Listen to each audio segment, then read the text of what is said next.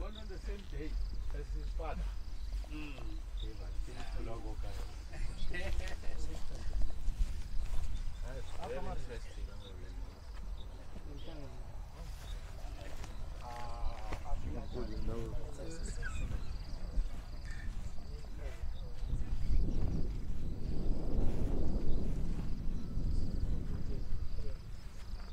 Okay. You know,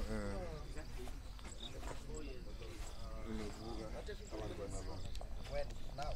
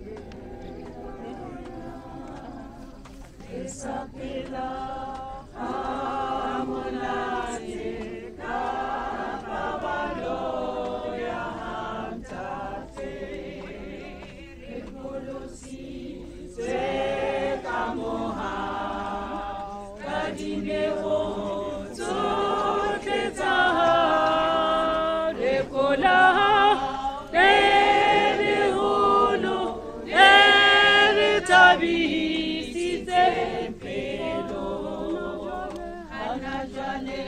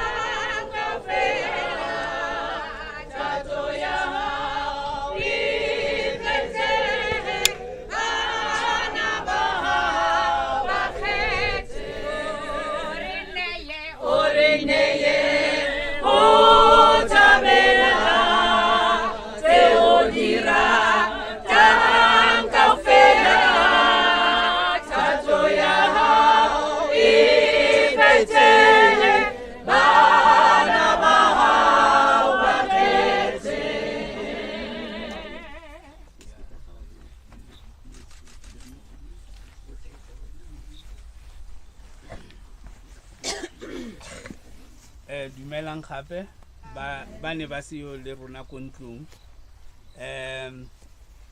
because of convenience re starte ka kwano pele ha re tswa mo re tla ko lebitleng la ntate Mmakou le mme Mmakou.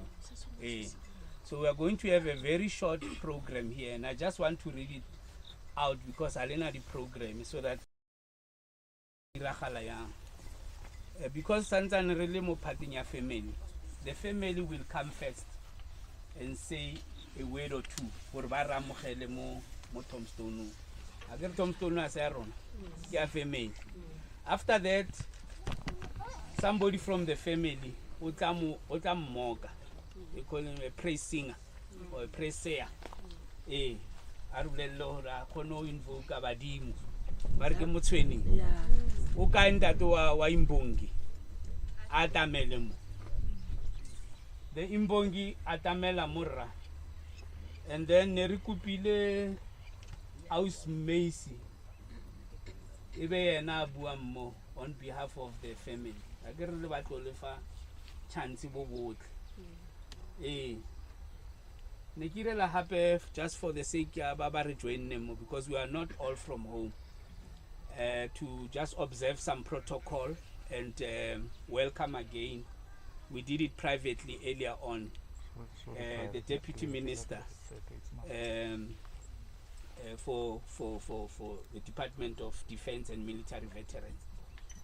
He's the lead person from government. He's not here for himself.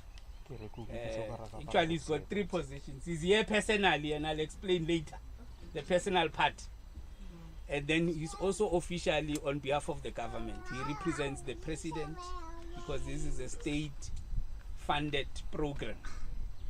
And then he's also the deputy minister, his official position. He's here with his entourage. And then secondly, I want to ask to also welcome retired General Xoliso, who's a former chief of the South African National Defense Force. So since it's an N in the middle, it's national. It's no longer apartheid MK. It's a national. He's the chief. And then we also have the DG from his office, Admiral, and then also Brigadier General Chilwan. I don't want to be in trouble with the army. So I have to get the names right and so on. So that's the first part that we needed to observe that protocol. But Riamkhela Khape, the family who are our host this site, and we'll explain a little bit later. I also want to welcome the community. And community, I also mean political organizations. Because you don't exist without the community, so you are part of the community as well. So also the members of the clergy who are here and will be assisted here by one of them who will also lead us. But before we start, I was going to ask Muruti Are Amukeleka Tapelo, Ausmeisi Are Amukele on behalf of the family, Re Imbongi, already to announce to the gods and Monageng that we are here. Thank you. Over to you, Ntate Muruti. Uba le slip of a tongue, Lare, roll Lisa, Palapa, lo celebrate, let's lo celebrate, Agajeko. Mehe, Reta, Rapela, Tapelo, Ecopana, Lavekinella Oka, Are Rapeleng.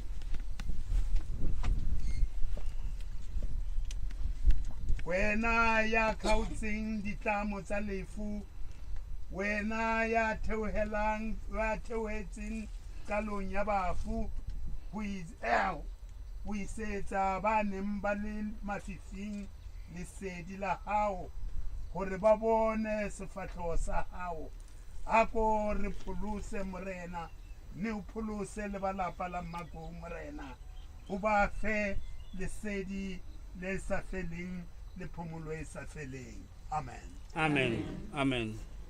Ausmeisi. Zizojika izinto Julamdana, Julamdana, Julamdana, Wenukalela, Zizojika izinto Julamdana, Wenukalela, Julamdana.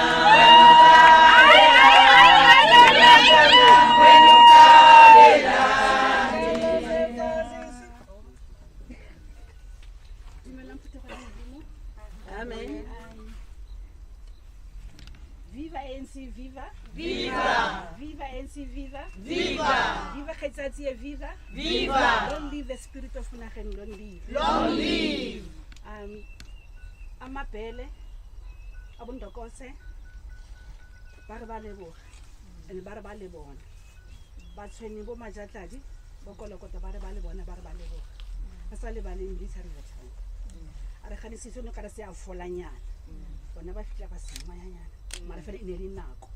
Re tlo le pusa di ntho engwe le ina le nako. Re tlo go ipusa di putso gore neng ka go tshwanetse go beya.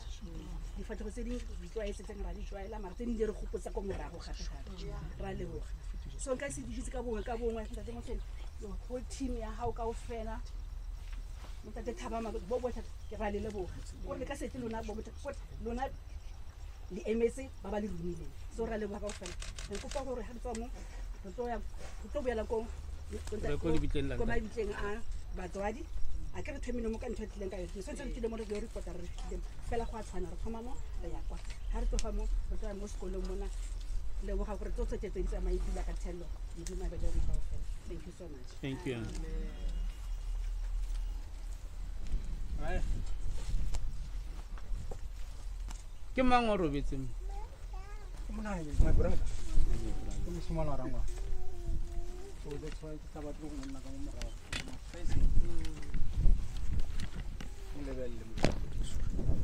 Hi, Lord Wabon, I'm bored. Welcome back. Mmakou, brother to this man. Minister Gorola Laguan. Last time or Talo said it's a gamshima. I was so happy. He to me the hikes and then go one half. Mara Talo said we will be back. And I got let it back and the next short it will be in such a short time. Make a little thing. So why had some Casina? He will Mushmono is so very. Rematoni, Ritapo, Paragaga, Saitarastin, Lehuruti. Yano, remember training, Pocarere, Rebum can keep you Walewa, training in a woman, Mmakou Hakinai. Mamma Tracopoton, Gumurambu Pudo, Track, and Morasik Tabaki. Mam Jam Machauga Mahan, Mam Jamahana and La. What was on Gumudilla Makalana call? bogologolo go se se bodile a tshwene a po e setse godimo ga metlhatswa mo babina tshwene ba ileng ba kgobokana teng ga ba ya mekano a re bana ba yo batla thoro ya tlhaka ya lebere thoro leo babina tshwene ba neng ba phela ka lona bogologolo lona le bidiwa motlhakafepe e bong setso sa babina tshwene kwa Mmakong kwa Makoko ke fella mo. Thank you.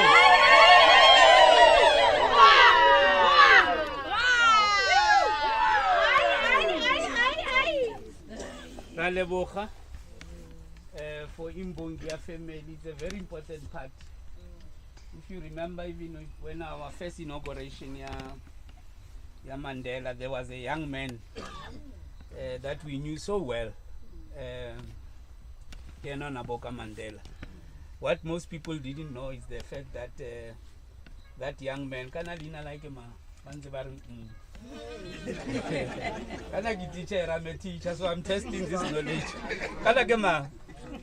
Zolani Mkiva was a very young man at the University of the Western Cape. So he was very close with Jakes Hervel. By the way, we just celebrated his death just the other day. He was a rector at the University of the Western Cape. So Zolani used to give all the Imbongis because he come from the Eastern Cape and so on. You know, as an extramural thing, but also in graduations. So he had sat with Bishop Tutu, he had sat with what's his name, Jakes Hervel, the late professor himself. So because Jakes Hervel went on to become the first DG in the office of the Mandela, when that part on the program came, hey, who can we invite as an Imbongi for Mandela? Then the young man was shot on his list, and that's how he ended up right behind that historic picture, being an Imbongi. So never undermine what we call extramural activities at the university. You know, that's how Zolani then came into fame, because his former rector, Jakes Hervel, Professor Jakes Hervel, nominated him. There was no tender at that time. He was just given a gig, and he entrenched his name in that historical moment and so on. So thanks so much.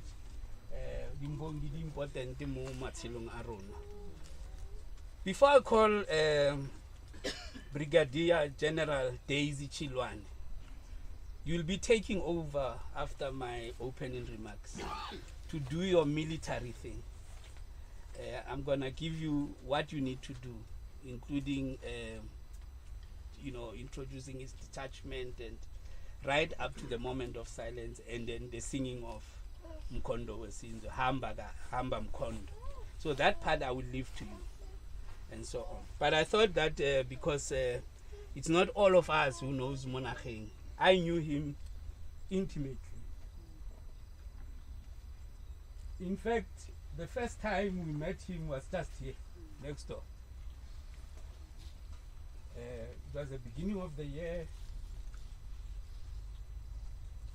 in 1972. I was only 10 years, can you imagine that? Just reduce and make me slimmer and make me shorter and so on. So we met there, and I write about how we met.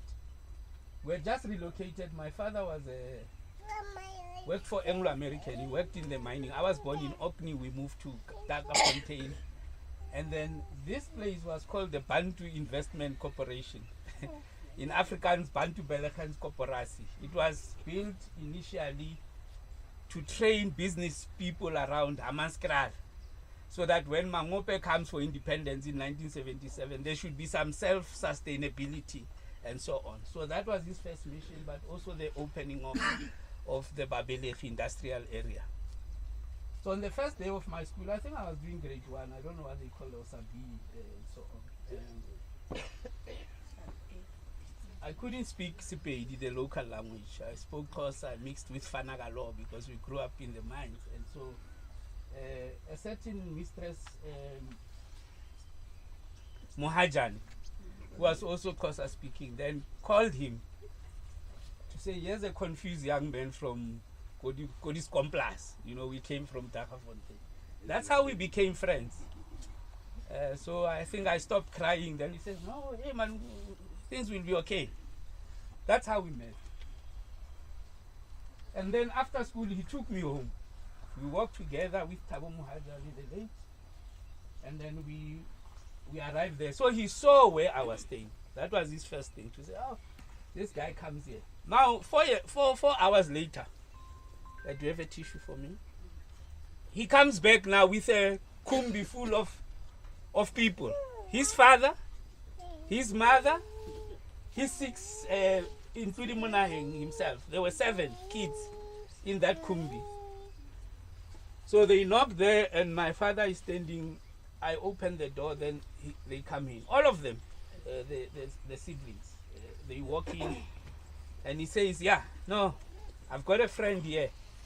And I thought I was bring a friend from each one of you. So, but what was a coincidence is that as he was introducing, my father and his father, Mmakou, actually studied together and stayed together in the same dormitory at Kinalton College. So they were happy, hey, Willie, Louis, and all that. And then my mother connected with his mother. They were speaking Xhosa. There were a lot of ex-exes there talking, hey, don't, and so on. And then, of course, I was with my friend. And quite by coincidence, all of us were of the same age as the family. 1956, 1958, my sister is here. Me, 1962, and then the rest, and so on. So that's how we met. And when you chose this place, I didn't know what had led you people to choose it. But I said he could still remember because he's here, and that's where we met, and so on. So of course, fast forward, we'll hear later what happened. We studied primary, then he went to Itirele, he went to several schools, and ultimately, in 1976, he was at Khetiati. Now, Khetiati was a brand new school, brand new. Monageng bent it that year. It was almost 6 months. He bent it down to the, to the gutters, and so that's how his activism started. Sanyova, and so on. And of course, I think the other thing that I need to also, and it's a pity Father Mkacha couldn't be with us, is that we were just next to St. Peter's, and I hope one day that St. Peter's will be brought back again and renamed after Monageng, because I think that's where his political schooling came from. The black theology started here. Father Mkacha, Father Sibidi, I saw with my own eyes in 1972, almost a year before he was blown to smithereens, that book called The Parcel of Death in Kale, in Botswana. I saw Steve Biko here. I saw Bani Pichana. I saw Eugene Skieff. Eugene Skieff is the guy who drew the feast of Amanda, the Black Conscious. I saw Mmakou, who was the former rector of... I saw the BPC was launched here. In fact, 2 years later, in 73, 74, the now SASCO, which was now the SASCO that time, was also had one of its earlier congresses here, and so on. So Temba was SASO, the South African Student Organization, which is now the South African Congress of Students, and so on. So Monageng grew up there, and for 2 reasons. There were no recreational facilities. The only place where we could go and swim and play tennis was actually there, but also mixed up with those theologians and so on. So I think, and that is the route that took him to Lesotho because of that influence and so on. So throughout the day, we'll hear from different speakers how we left. We didn't know how we left. We didn't know until this year. Most of the information came this year. The power of memory, that memory is a weapon, came this year when we started wanting to know in a free South Africa what happened to Monageng. So during the course of the day, we'll hear probably not how he left here, but which country he visited first and what happened between 77 and then where did he get his training, and then how did he land on the front line states in Swaziland. How did he land there? But what we know is that there were 2 incidences, and I just want to sketch for everybody. There were the Secunda bombing, the Sasol 1 and 2, when the ANC hit and laid limpet mines around Secunda.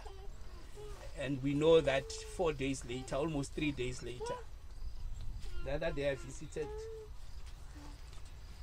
the grave of Tambo this week, Tamboville, and he said once you have hit Secunda, they are going to come for you. I think he was on an interview with Reiter, one of the newspapers. We'll hear those details, but what we know, and I just want to say this part because that's why we are here. On that day, around 2 a.m., just after midnight, they went to wire up the house where they were staying. This house was owned by a certain Mmakou. So it was a safe house. Earlier this morning I said it was a safe house, but it was very unsafe, and so on. So they wired that the two homesteads next to each other. It's around 1 a.m. You can imagine, so they are sleeping innocently, not knowing that this was going to happen. And then according to the TRC, and you can Google this information, and I wrote about it, between 3 a.m. and 3:15 that morning, that's when his life ended. On the 4th. Borokonyana bole ba 3 o'clock bo monate le lotho ka itshwara because badimo ba around wena, and bo deep. Then that's when he died. That's how he died. According to the records, what was buried here was pieces of Monageng, and here the piece of stomach here and so on, because that bomb ripped him here. It hit him here, but it was probably under the bed, but it blew him off. That the one part went next door, the other part next went door, and a young person also died there. A 7-year-old Patrick Nkosi also died that night. Now there are people who saw that in Luandle, in Zakhele. They saw this incident because there was a mushroom of how the bomb goes and so on. Almost like in Hiroshima, there was a mushroom and people could hear it. If it's almost 20 km to the royal capital of Swaziland, we call it Lubambo, and so on. So that's how it happened. So we only had the following day or 2 days later, again through Father Mmakou and through St. Peter's, they brought the message home to say Monageng has been killed. He's dead. He's lying somewhere in a mortuary. His pieces are lying somewhere there. And then, of course, you can imagine getting a passport and going to whatever. And that's where the Moseneke and Siriti Maluleka law firm in 1980. Remember that Moseneke joined that firm in 1978 after he was admitted to the bar. So they then helped Kotso House. Father Mmakou was involved there. By the way, the irony of it is that on the 4th of June, if you remember, in 1977, that's when Father Mmakou was served with a 5-year restriction order. So he did all this under restriction order that he must not talk to people. It was the 4th year of his restriction order and so on. But they worked then in terms of how to repatriate. And I was saying to the DG that his job, because part of your job is to go and find missing people somewhere. We are fortunate that through the Mosenekes and Kotso House, through Father Mmakou, they were able to be allowed to bring back whatever was remaining of him. His mutilated body was brought home and so on. And it was not easy still. I don't know how, there's a book called How to Kill a Man, or so book. This man is dead, but they still wanted to kill him again by refusing him the burial. So the Mmakou struggled to even get a mortuary to say, hey, just overnight to put his remains and so on. Nobody wanted a terrorist in the fridges and so on. So, but anyway, fortunately, the Anglican church which he belonged to was the only church that said, we will bury this man, we'll bury him through Mmakou and so on. So that's how, on the 21st of June 1980, he was carried from the Anglican church. The hearse carried him from the home 1932 to the church, St. John's Anglican Church, because the family said this part is ours. But after all was done, the Requiem Mass was done, he was carried from that church to here. Nobody could stop them. In fact, there's a gentleman here, Brabants. Can you come here? Amanda. Comrade Vance. Show us manga. Show us your tower. If you see some of the photos from the footage, you will see how old were you in 1980? 1980. Yes. Somewhere 26. So he's one of the guys who, you know, was not afraid to carry this man because somebody had to come and bury him, and so on. So we'll thank you later. I'm not gonna make speeches today, but I think it's nice for him to see you as well, you know, and so on. So Long live Comrade Vance, long live. Long live. So I will stop it there. Then he was buried here, and then since then, because the ANC was in exile and everybody was not here, the family did a private tombstone for him. And then after we contacted the DMV through the assistance of the DM, they then put this stone because we thought it's quite befitting that this part really belongs to those who worked with him. I can know now if you die, back from miracle. Yes, Monageng was on official duty to save this country.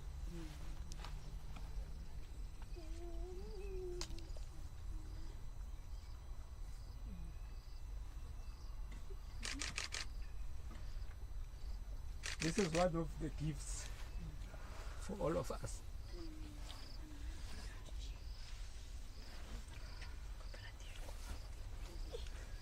People died for this thing.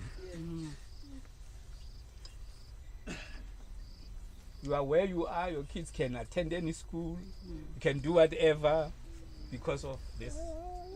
And if it was not because of young people like Monageng who left this country at 15 years, 15 years after standard 6. And I thought I must bring it because sometimes we forget. Our memories are so short that when this tap is not working, we blame the government. But the biggest thing that the ANC did for us was this, to take us to a freedom, to freedom. What you do after that, it's up to you. Even Moses never reached the promised land, and so on. So it is now in your hands, this thing. He has died, he has sacrificed, he has a book where all of us gained our freedoms, our liberties, our Bill of Rights. This is why he went there, to fight for this, a free South Africa. Thank you. So I'm now handing over, now that you know the story. I didn't want to read the obituary. I wanted to tell a story. I'm a storyteller. I write a lot. I want to hand over to you to do the military part, the Brigadier General Chilwan, until the singing of Hamba Mmakou. Thank you. We are marching over to South Africa. We are marching over to South Africa. South Africa. South Africa. We are marching over. We are marching over to South Africa. We are marching over to South Africa. South Africa. South Africa. Awubheki manje mfowethu.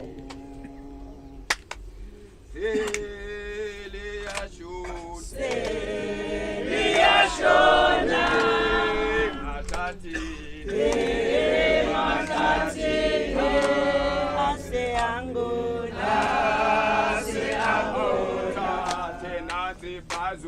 Tata Nancy Bazuka.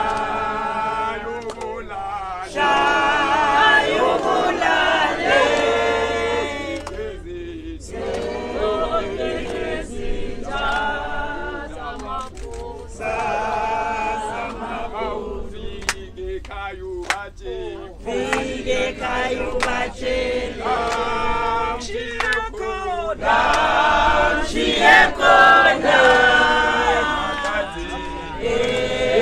Matati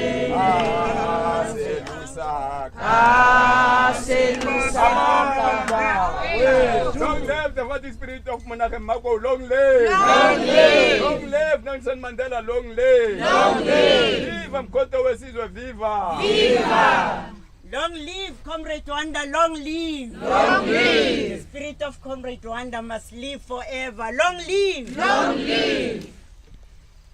Deputy Minister, Comrade Thabang Makwetla, Chief of the South African National Defence Force, retired, General Xoliso, Chief of the South African Navy, retired, Admiral Hlongwane, cadres of Umkhonto weSizwe, Baruti, Mtsamaisi wa Lenaneho, family, and kaofela ba supportileng this event. Ke a le dumedisa. Ke tsebile Rwanda ha ke fitla kampong ka 1978. Ha ke fitla ko kampong ko Angola. And we became in this, we were in the same platoon. Ne re mo platooning A1. Re thotse go na le platoon C2. There was a new platoon. Go na le platoon C2. We formed the go na le the section C2 in that platoon. We formed the third section. And at that time we were only 2 females in that platoon. Ha ne ke fitla nna ne ke tsamaya le mme o mongwe ne le mme o gola go dileng so o ditse ko kampong Osviolet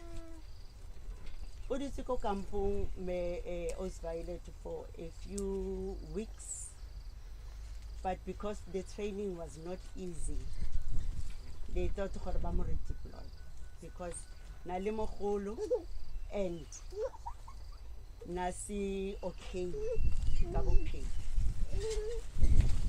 So I became the only female in the platoon. So what happened is I would fall in with any section. Habang kwatisise more than because how you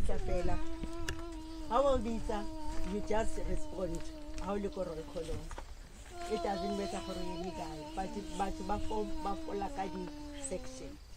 So I ended up Kiliko sectioning section 3 Libo Wanda became like my brother. That is why I always said to the DM was part of our platoon, by the way. She was in our platoon as well. So that is why Niki Batlile, by all means, to be here. I can, whatever is going on today, I cannot miss this event. Wanda became my brother. Nelly brother Waka, he acted like an elder brother. Actually, he was younger than me. But he would always act in Karike Mutomoholo. Every time Harry Fodile, Kopelaka, Kifola between Wanda and Karl Marx, who both fell in the hands of the enemy. So every time Kifola between them, Hakibata anything they would do.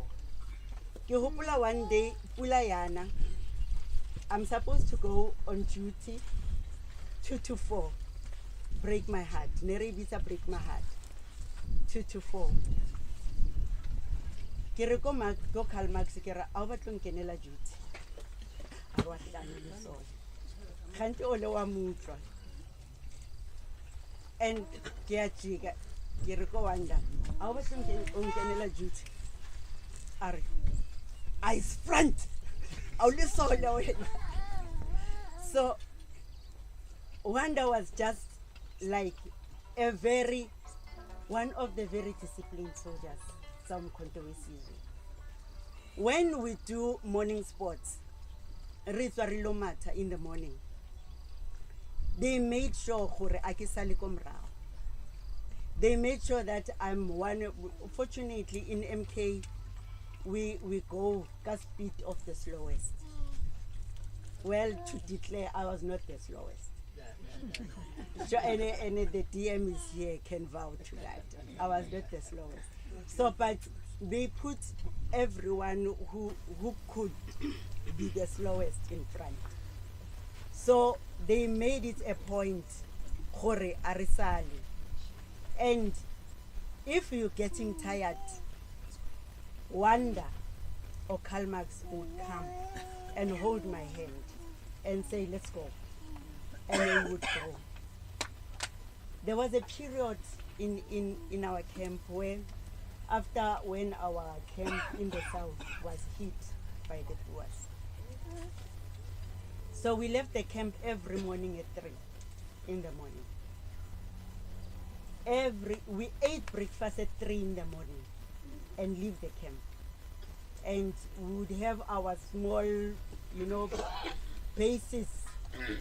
We were in a coffee plantation. So there was mango trees, banana trees, and coffee plantation.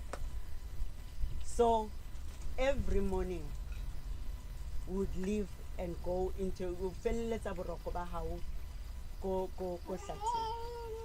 until Nakoya training starts. So they made it a point, Kalmax and Wanda, that I always have a comfortable place to sleep.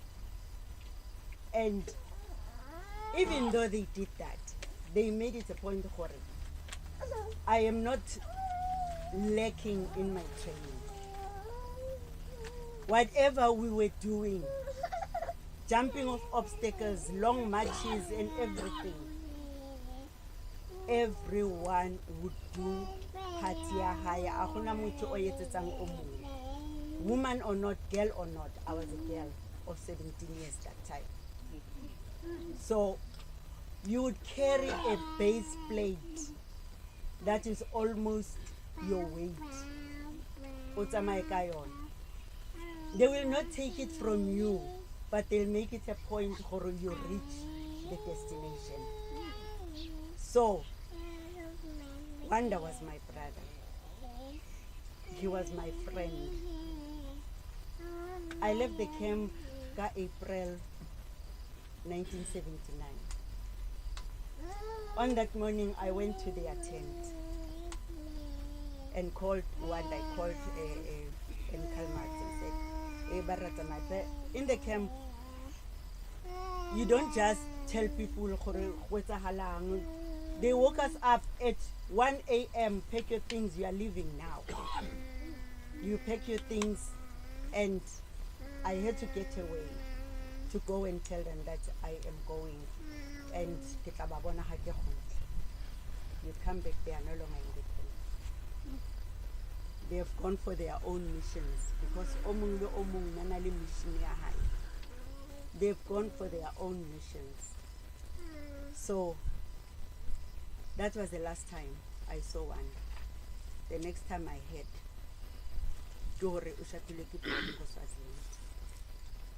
and look, how did that happen? Today. Because we don't talk about these things. We never sit down and talk, hey, you remember this happened? How did this happen? Until we get books. Generally, haba kangwala dibuka, re ka itumela gore route ya bona, struggle sa bona, ba skubile jwang. But that was the last time I saw one.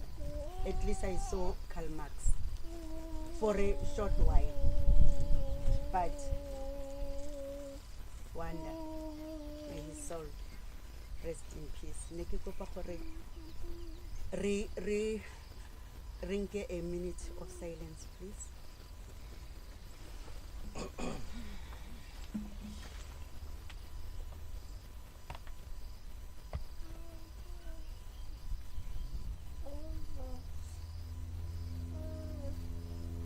Hamba kahle mkhonto wesizwe hamba kahle mkhonto wesizwe thina bantu mkhonto sizimisele ukuwabulala wona lamabhunu thina bantu mkhonto sizimisele ukuwabulala wona lamabhunu hamba kahle mkhonto wesizwe hamba kahle mkhonto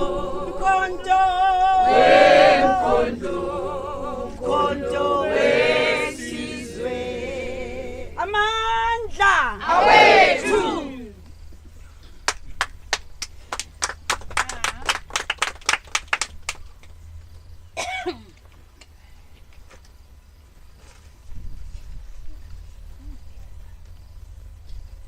This is the reason why we should have this type of events. So that we piece together the puzzles of the story. To reconstruct him first from the pieces that were left of him. To bring them together, box them into one memory. And then through this is our parents, around firesides told stories. This is oral history. The writing, yes, must happen in terms of documenting it. But when pieces of stories come together, they form part of the whole. And I'll tell you just this small part. On the day that we went to get to visit Date Benz, looking for old newspaper clips that we have seen, we got them from him. He had them in an old box and we reconstructed. We didn't remember because of the time, 43 years, what had happened. But there we saw the 21st, a certain Lina Dube, who was the journalist who covered one of the stories. And that's how we pierced together. There's no one of us here who knows the whole story of Monageng. The collective memory that we are bringing together, including Machilwane, our sister here, a 17-year-old who had also lived the comfort of her home to go there and so on. And today she says, this is the first time we hear how he died. But we are also saying to you, my sister, this is the first time that we see somebody who saw him on our behalf. Yes. Because when he lives at 15 years, what are the parents worried about? Uja ing orobalakai. Now we know she had a sister. That was Mmakou. But she was also a brother to you, because probably you left your siblings at home. Monageng became, and Karl Marx, and Bratabang, and so on. There was a family, and so on. So it's stories that I was telling the guys who do social media and live streaming yesterday, because I studied history at UWC. I said, this is not just another live streaming. We are archiving the history of a person who never had an opportunity to be buried by a friend, a colleague, and so on. And that's why we are here today. And he heard your voice. He's hearing us. And they cried. The one song that he wanted for his burial was sang today. Hamba kahle mkhonto wesizwe. By people who were with him. And so on. So the power of memory, they say memory is a weapon, but it's a powerful thing to bring the picture, the imagination of all these things around his life, so that his kids, when they watch this live stream one day, they can say, oh, our uncle, and so on. And so when we put together all the stories of Solomon Mahlangu, of Chris Hani, and all that, put it together, we then have a complete picture of what happened. So what's going to happen now, and thanks so much, Brigadier. I don't think you spoke as a brigadier here. All the titles were off and so on, you know, for really retelling that part of the story and so on. And later on, we'll also hear when we go to the main venue, other parts and so on. And people who know, please do visit the family. This graphic information I got from somebody, and I can mention his name, Greg Mashaba, who said, I saw that day. He was an eyewitness. He didn't know Monageng. He saw the following morning the guy who sold him out laughing as others were crying. And that guy was deported from Swaziland, but he was killed in another community. So people who saw can really share this information, like Greg did, in detail. Thank you. So what we're going to do now, remember this tombstone was supposed to be unveiled on the 16th. So as we move things forward, there were some technical things that we could not complete, including the engraving of the Umkondo Wesizwe emblem here.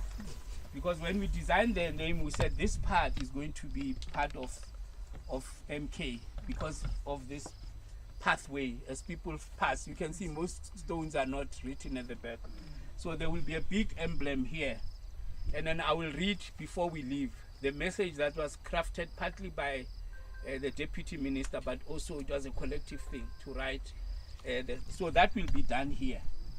At the front, I'm going to ask, as we do the unveiling, somebody to read the message. And then for those who don't know him, because you know it's important to also talk a little bit about him. So from now we are doing the last part, which is the unveiling. After the unveiling, we will then do the laying of the wreath, and then we'll move over that side. So I'm going to ask the family, together with Brigadier, to come and almost unveil the stone. Aviwe and Witamogelo, can you join us, help us unveil the tombstone, or the new tombstone of your uncle? And then Aviwe will then read here, and then Witamogelo will read this part. Thank you very much. Let's do that part as quickly as possible.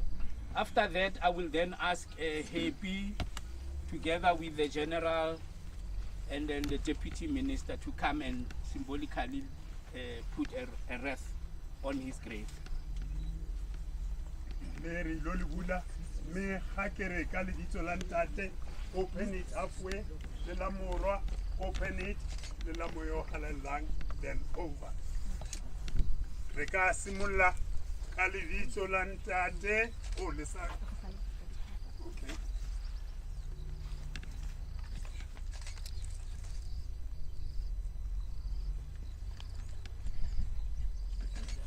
Shirula sopulso se kalidito lantate le la morwa le la moyo halalang. Amen.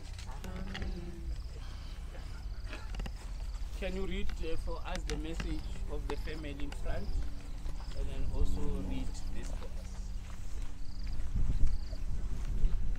Mmakou, in loving memory of Monageng Xoliso, born 1962 on the 4th of May, passed on in 1980 on the 4th of June. Robala Xoliso motshweneng, o gopalwa ke LM Mmakou le ba lelapa. Thank you very much. You want to read that?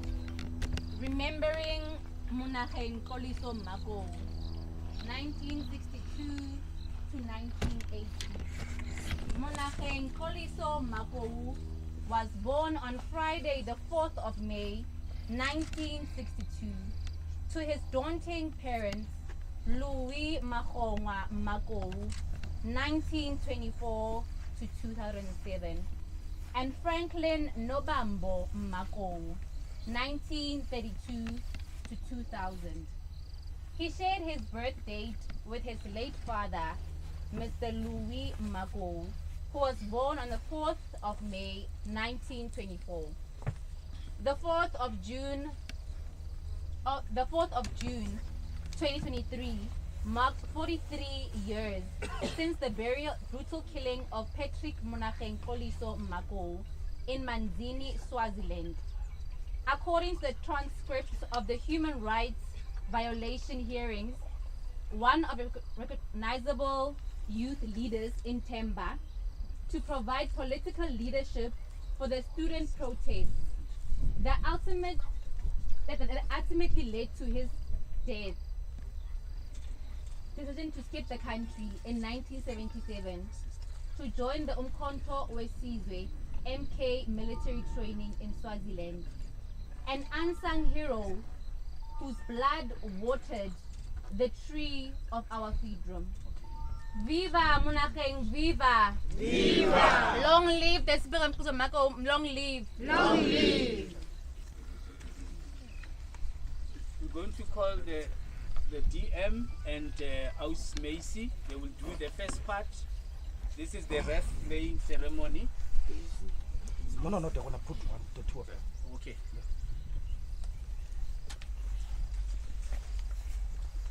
Salute command.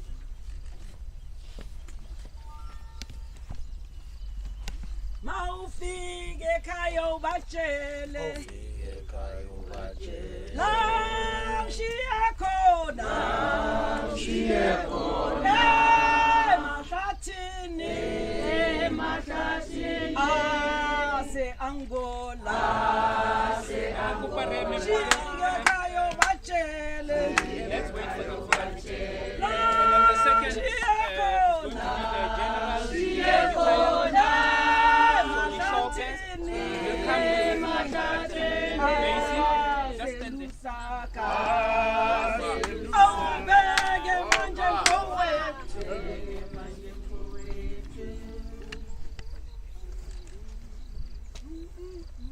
Lemi, where are you? Lemi, where are you? Okay, Lemi. The third one. Lemi Kapelanyana. When you see pictures here of Monageng and Lemi, he actually gave us the pictures. They were very close. So Kitopopa Brigadier Admiral first, Vice Admiral, together with Lemi. Well, now our Admiral Admiral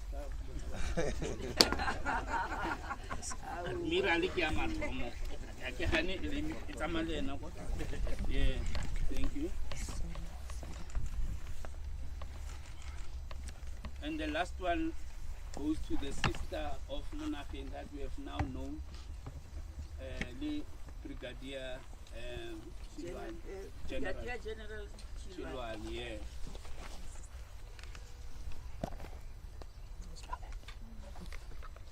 Is there somebody from the family joining her? Thank you. Over to you.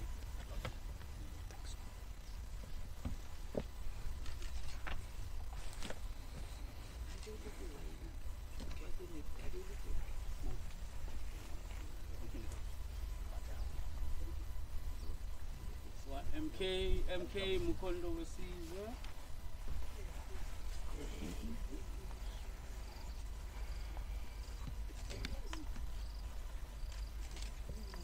Jigijela MK Jigijela. Can we now stand attention for the national anthem on behalf of the DMV? Kumangara kabelisa Nkosi Sikelel. Africa, Malupagani, Supondolwayo,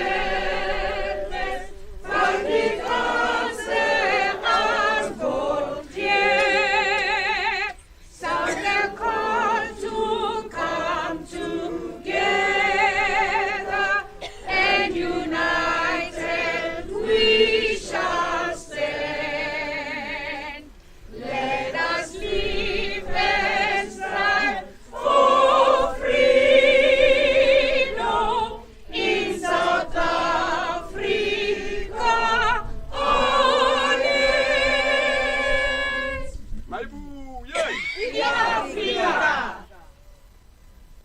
you. We have done this part. Thanks for the indulgence of time. Yes, we are rushing time, but this is the one part that we couldn't cut. Especially after 43 years. This man has been waiting.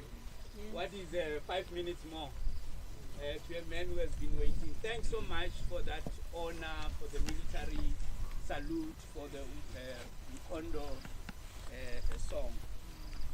For those who can walk, of course all of us can walk. We are going to the opposite side. Babam baga never salat hepo because Kiana is in the development out to Moyagwa.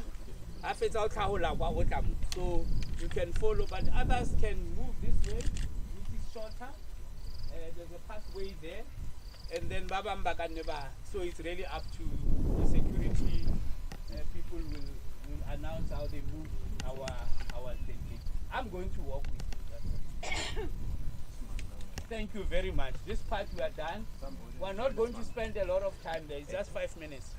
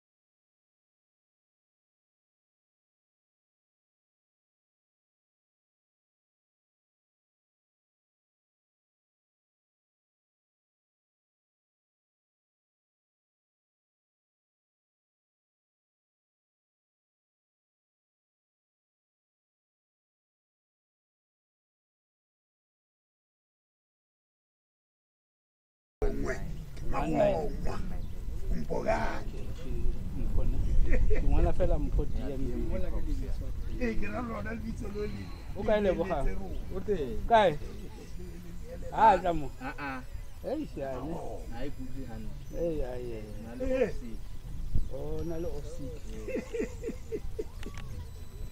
le kae ba I was not so long time no see. Sorry for the Jamaica most queen. Sorry for the Jamaica most queen.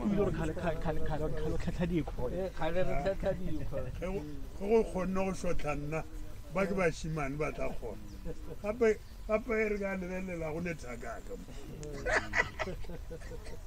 84 years. So powerful. Eh? It's so powerful. But I want to go to the police station. One of my brothers. I was like, how do you fathom to be this type of a president that this type of maturity? Exactly. Well, it's bigger than my life. Sure. It's bigger than my yard.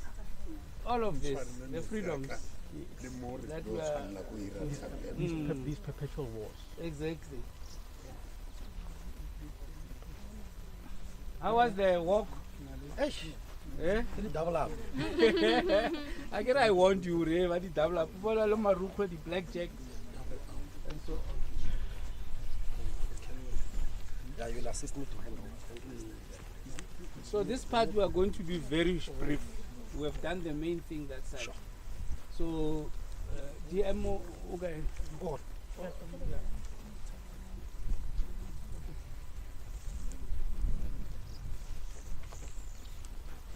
In the interest of time, I'm going to ask the General Shokwe, the DM. We are going to line up the Vice Admiral to all line up here with the two girls from the family, Bakemang, Itomukelo, and your sister. Just quickly read before, after the prayer. After the prayer, you read, and then we just put the flowers. Sure. Re rapeleng go lebitsong la ntate la morwa la moyo halellang modimo a lokileng re a go leboga ga o re file sebaka sa go tla go gopola bophelo ba bana ba bo rona go Mmakou. Sebuka sa mangwelo e seke se ba amogele ba fumane phomolo e sa feleng ga mmogo le Lazaro ye e neng e le mofumagenegi mo legodimong la bophelo bo sa feleng. Amen. Kopa le re ba le melaetsa ena from Itomukelo. Kana ke manene Masego ya Masego, you read Ntate Moholo, wena you read Kopa.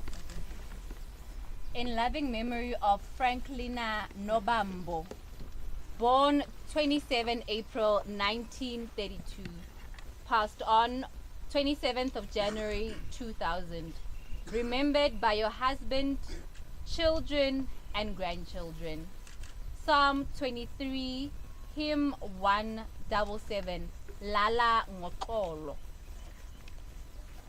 In loving memory of our father Louis Mahongwe, born 04 June 1924, died 04 January 9, 2007, remembered by your children and grandchildren. Robalaka Kagiso, Mutweni. Over to the DM, the General, and the Vice Admiral.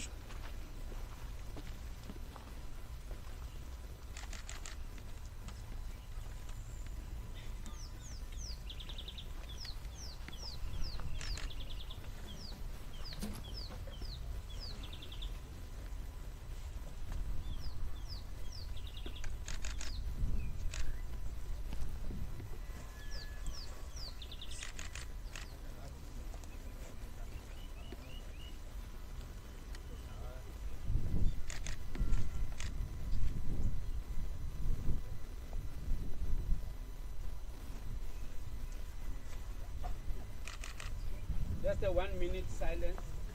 moment of silence.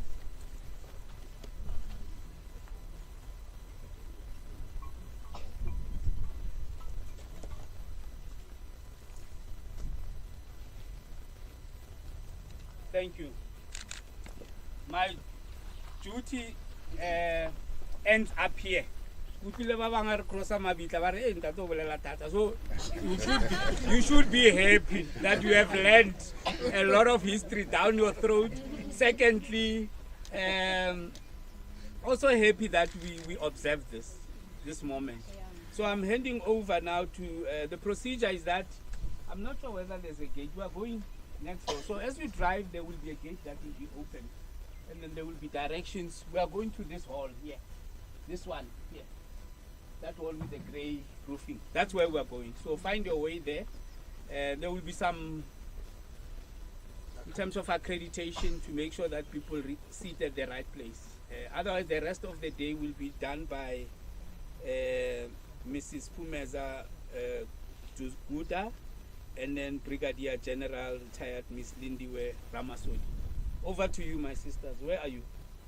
No, they will start there. Oh, they will start there. Yeah, for now. Thank you very much. Thank you. We can proceed to the college. We can all use this route. Don't go back that way. This way. Okay. Okay, Ari.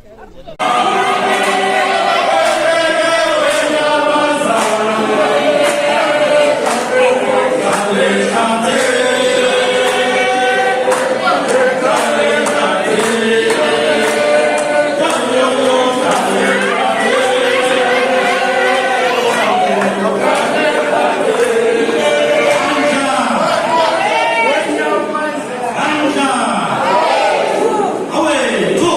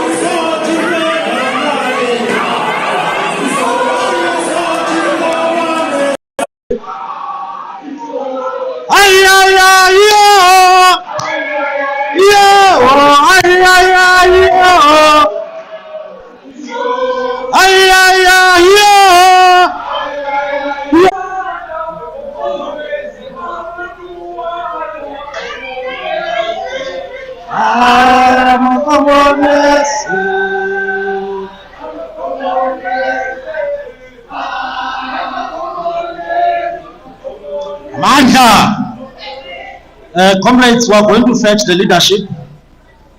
So it will be important that when the leadership comes, bathole uchi sama.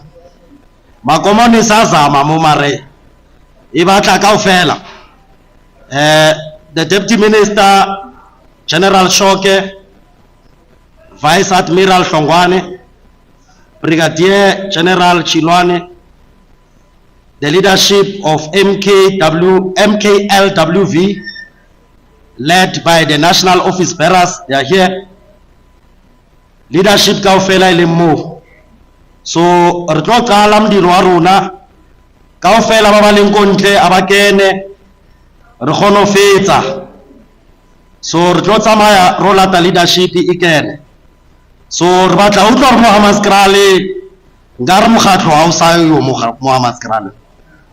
So, rtlo etsa mvuselelo. That's what we are here to do. Amandla. We Solomone. We Solomone yo. We Solomone.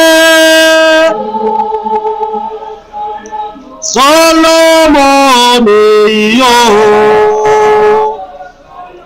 We Lisoja. Waebula, waebula, waelisoja, waebula, waebula, Solomone, Solomone yo.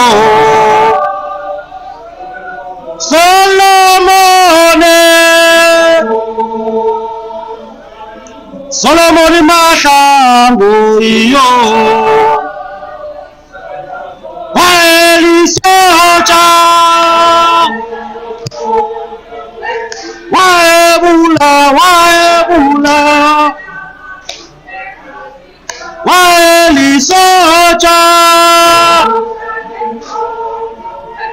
Waebula, waebula. Solomone, Solomone yo. Solomone,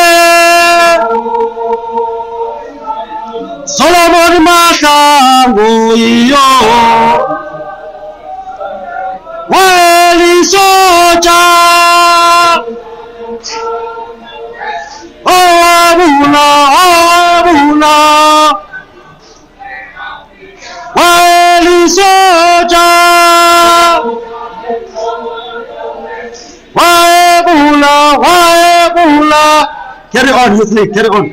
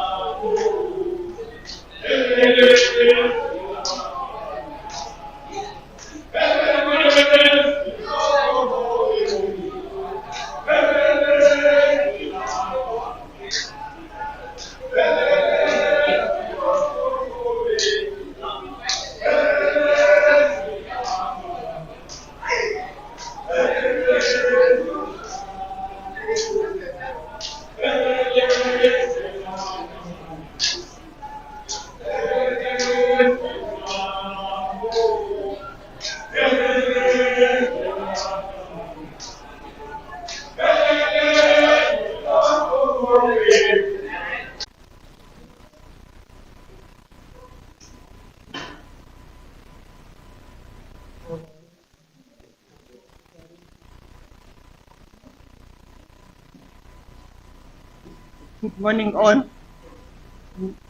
Whilst we're still standing,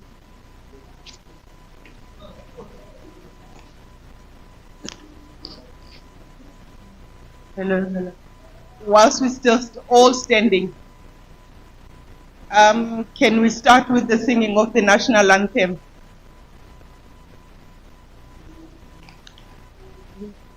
The guys at the back will lead us with that.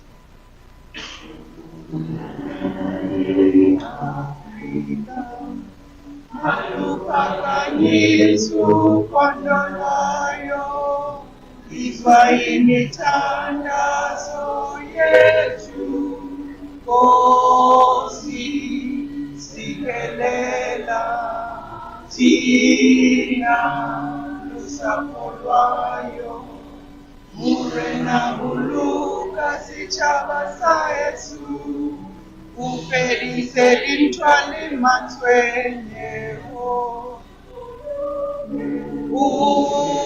usibuluke asa Yesu sichabasa South Africa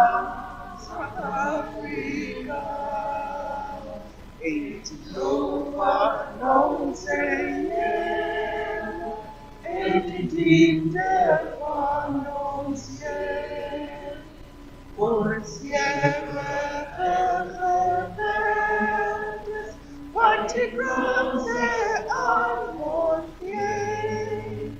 sounds the call to come together, and united we shall stand.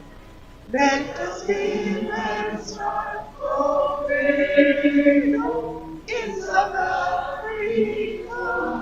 Amen.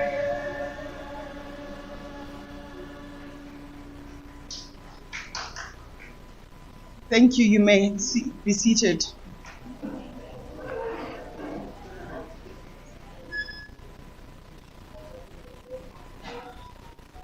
Good morning, all. Good day. It's midday. Yeah. My name is Pumeza Ziguda. I am an employee of the Department of Military Veterans.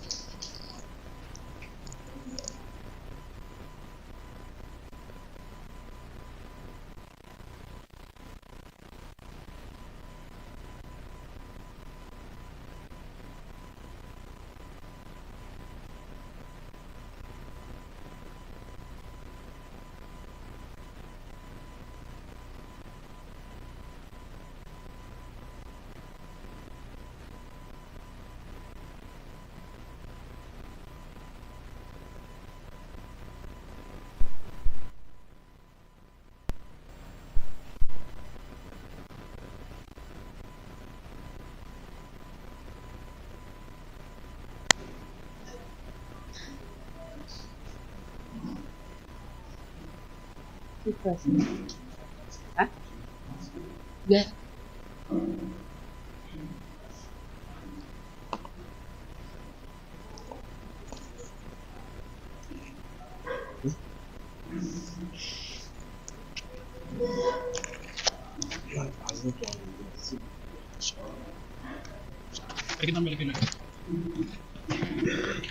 Just kill the baby.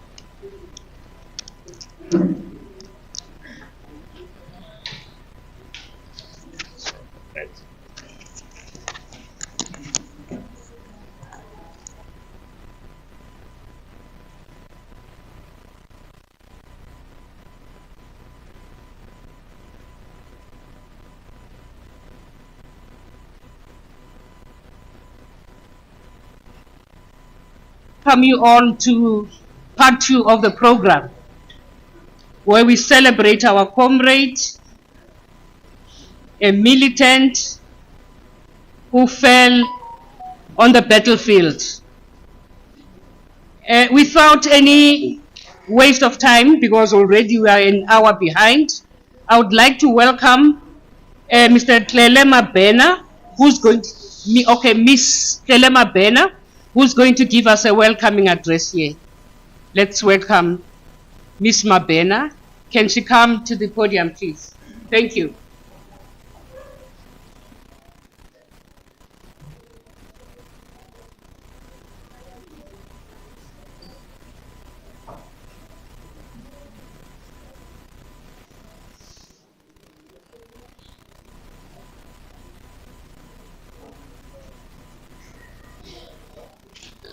Amandla, Amandla, Malibongwe, igama lamakhosikazi.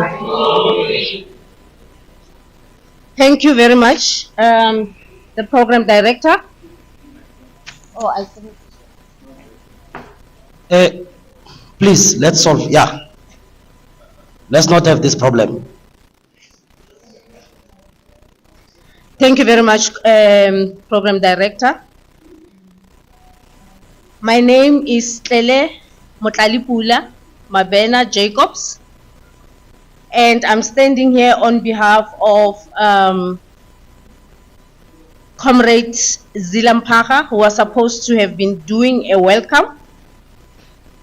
Ke rata gore ke re le amogetswe in Hammanskraal on this event that goes to the deepest of our hearts. Ke leboge the military veterans for organizing this event, where the people of Hammanskraal and beyond will get to appreciate, you know, the sacrifices that were done for us to arrive at this time. Ke leboga everybody who has come here, and re lebotsa gore dimtša tša Hammanskraal di bofilwe lokologang matla.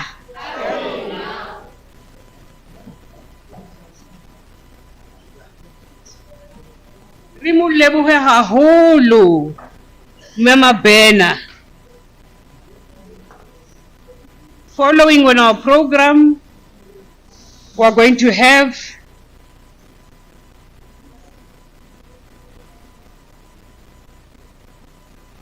our regional secretary of MKL-WV, Miss, okay, and I'm Silibogo Mabena. Okay. Silibogo Mabena kaofela. So, Silibogo Mabena, may he come to the podium, please. Rimu simnikezi. Sim welcome ngengoma.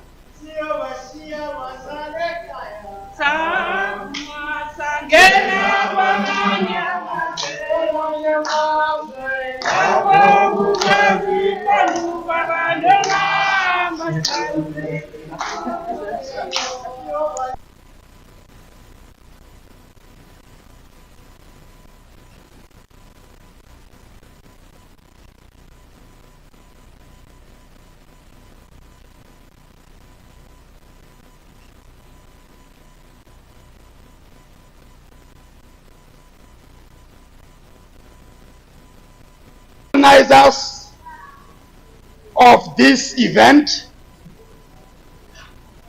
Monageng, the members of all alliance, and also I will be making a mistake if I don't acknowledge the family of Monageng. Comrades, we are here today celebrating the life well lived. It happens that Comrade Monageng went to my school. I'm a member of that school, a teacher to that school.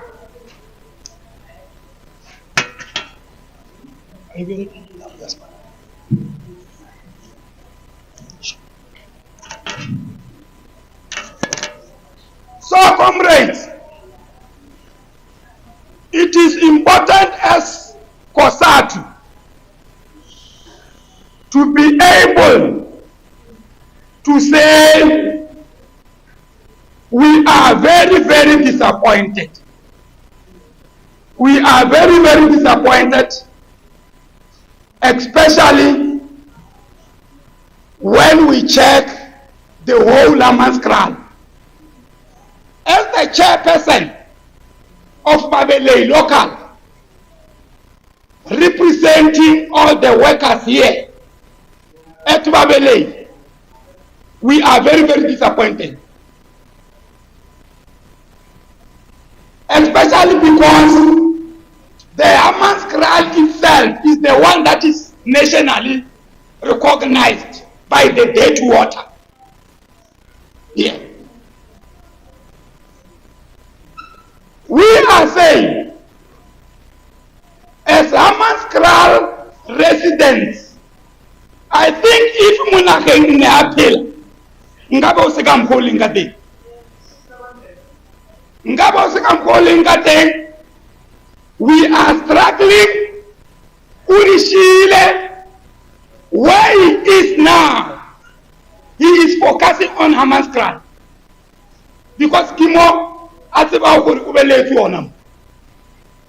now, we are saying the challenges that we are having here. Firstly, Comrade Mmakou, the Lamanskral is not united. You must tell them where you are going. The Lamanskral alliance is not united. And that is why most of the things that are done here, it is difficult to achieve them.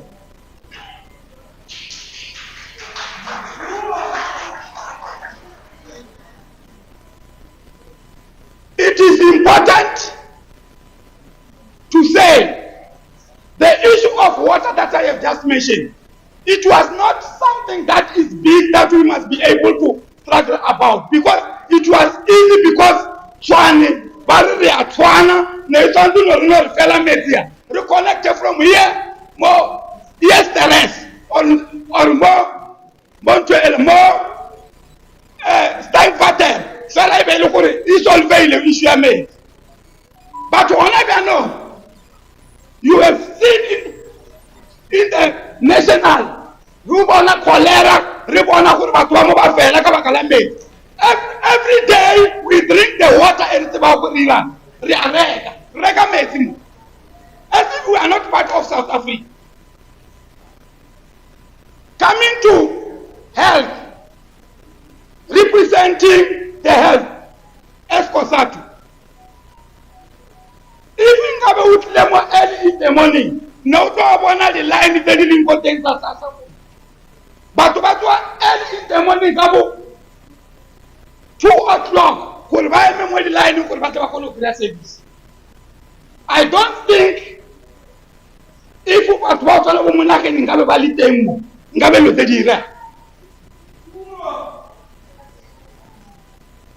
the other thing is that we spend a lot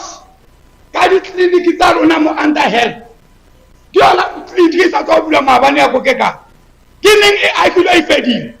Why? Because of the issue ya rona ya go greya le gore wa lwaniwa ka di tender o greya sa go gore everything is on to remove we were difficult. There are firms here who are the company mo sababele ona ba local level say white elephant. Why? Because there is an issue wa mo ta bo tsare ke tsa northwest ke tsa le ke northwest ke tsa Gauteng. So, how invest them? Most of the youth are unemployed here. So, it is important that we must be able to check those things in the minor.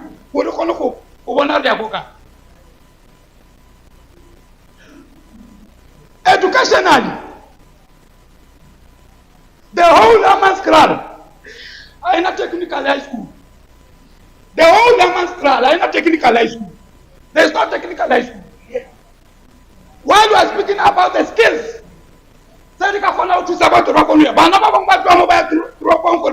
technical drawing and other things. So we have been fighting for this, but nothing is happening. So we are saying we must take this opportunity.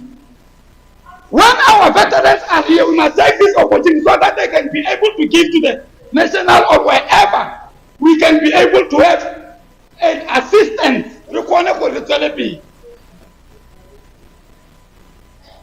We cannot talk about the mall or I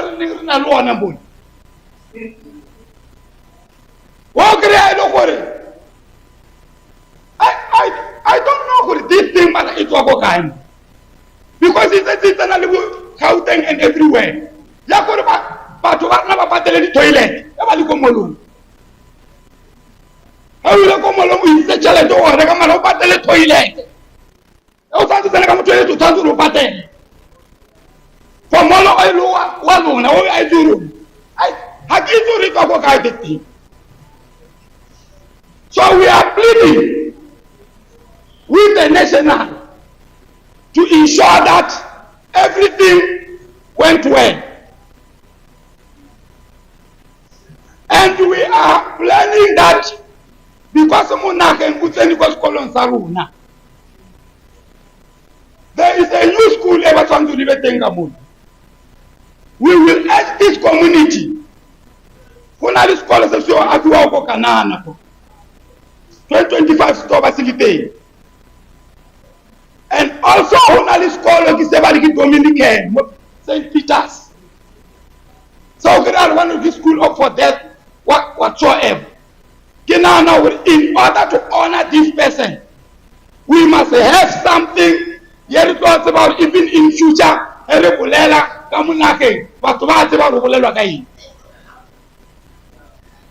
closing,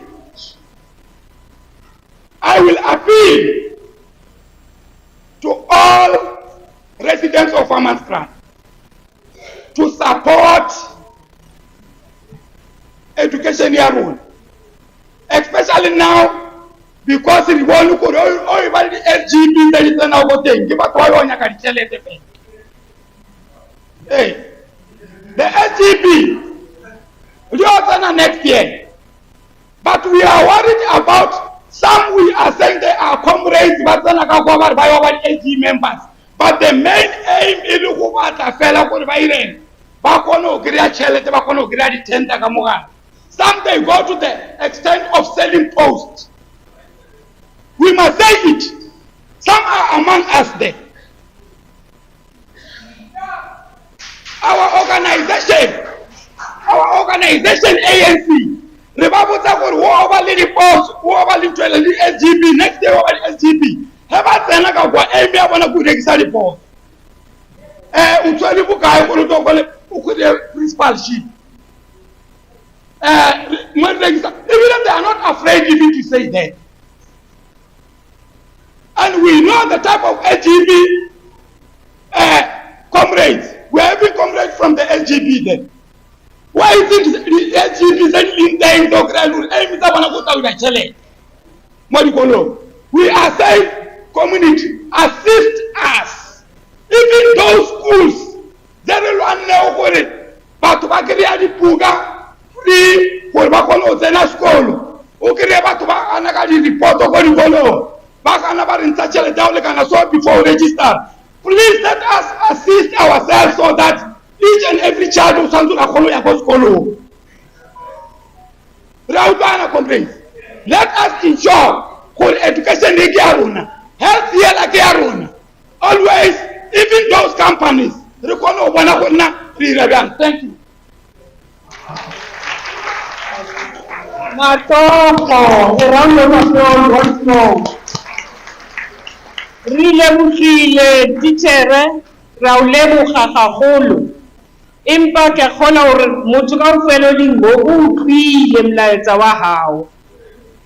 Empa ke believe hape hore le di-students tsa hao di tla itse ka Monageng gore e ne le mang, a le jwang, and the reasons why we're celebrating him today. I thank you. Next on our program, we are going to have a representative of the SACP who's going to give us a message. Mr. Donald Mutwa, Ugogai. Manda, long live the spirit of Monageng, long live. Long live the spirit of Monageng, long live. Viva ANC of 1912, viva. Viva the SACP of 1921, viva. Viva the Young Communist League of 1922, viva. Viva the SACP of 1921, viva. Viva ANC Youth League of 1944, viva. Viva the ANC Women's League of 1948, viva. Viva Umkhonto Wesizwe of 1961, viva. Viva the Freedom Charter of 1955, viva. Viva COSAS of 1979, viva. Viva COSATU of 1985, viva. Viva SANCO of 1985, viva. Viva SASCO of 1991, viva. Amanda. Thank you, comrades. Thank you, Program Director, DM, and protocol observed.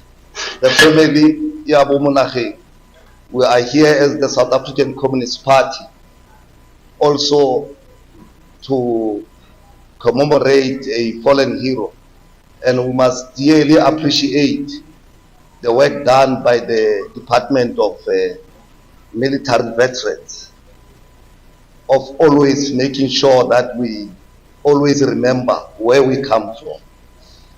The history of all hitherto existing society is the history of class struggle. These are the opening words of the manifesto of the Communist Party. And these words were not just words from Marx and Engels, and they were not just meaningless. They meant something. And that is why we also support that we always remember the fallen heroes and heroines, and we also make sure that the young people, the next generation, always know where we come from. We are doing this in Mamelodi. I'm one of those that are in the forefront in Mamelodi, in knowing who is who in our cemeteries especially. It is very important that I know that in Mamelodi we are doing a tour in Bidri, or Bidri, DM. That when you get in, you find a monument of the second president of the African National Congress, Mmakou. Just when you get in there. Then you would go around, you would get Solomon Mahlangu, you would get the Mamelodi 10, you get the Mamelodi 4. Then when you go down, you will also get the Mamelodi 13, which were the victims of the Mamelodi massacre of 1985. You also, when you are there, you get Florence and Fabian Roberio, and many more. So even here, where we are, that's what we have to practice and do for us to revive the spirit of the African National Congress and its alliance. That will not happen. The project of renewal is the project of knowing who we are. We can't renew what we don't know. And also, DM, It will help us also to trace ourselves who we are as individuals in the movement. Because retsenetswe in the movement. Retsenetswe. Our no leader ke batho so. Ba no tla ba bolela English mo ra ba kgetha.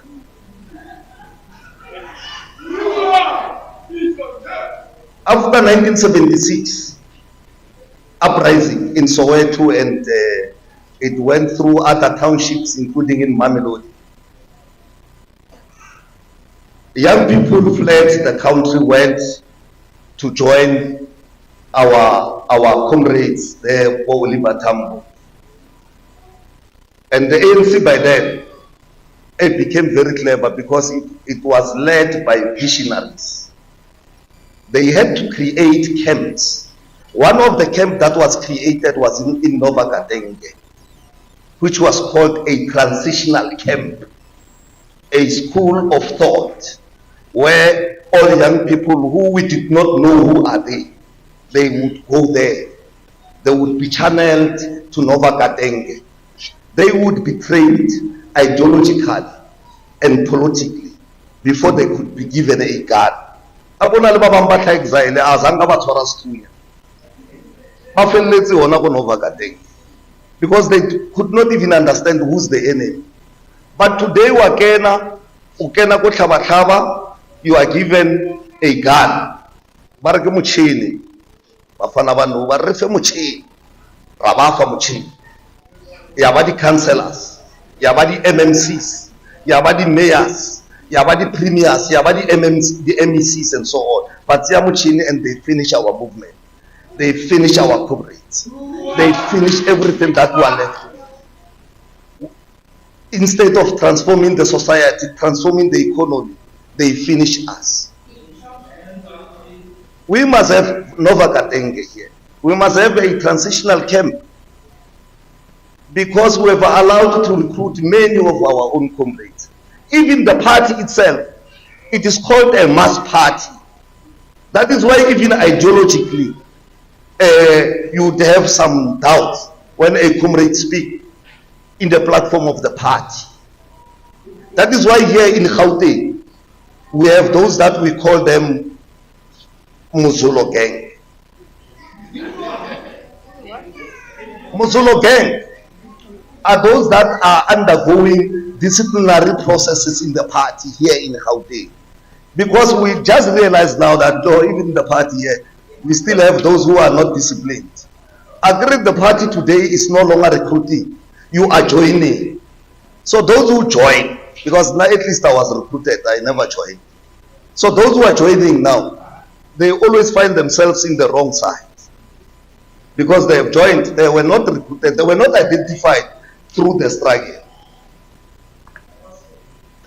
So now, when they are dealt with in the processes of the ANC, they come to the party. They contest positions of the party to fight the ANC. And it is not genuine at some point. When factions dealt with them there, they come here and create factions this side. So we need Monageng, we need a transitional camp. And we know that Monageng, they would have to support it, that we know who is who.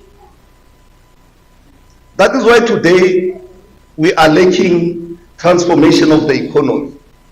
One of the things that I argue is that we still use our own government, our own comrades, they still use the blueprint of the apartheid regime. I can tell you, every word that was used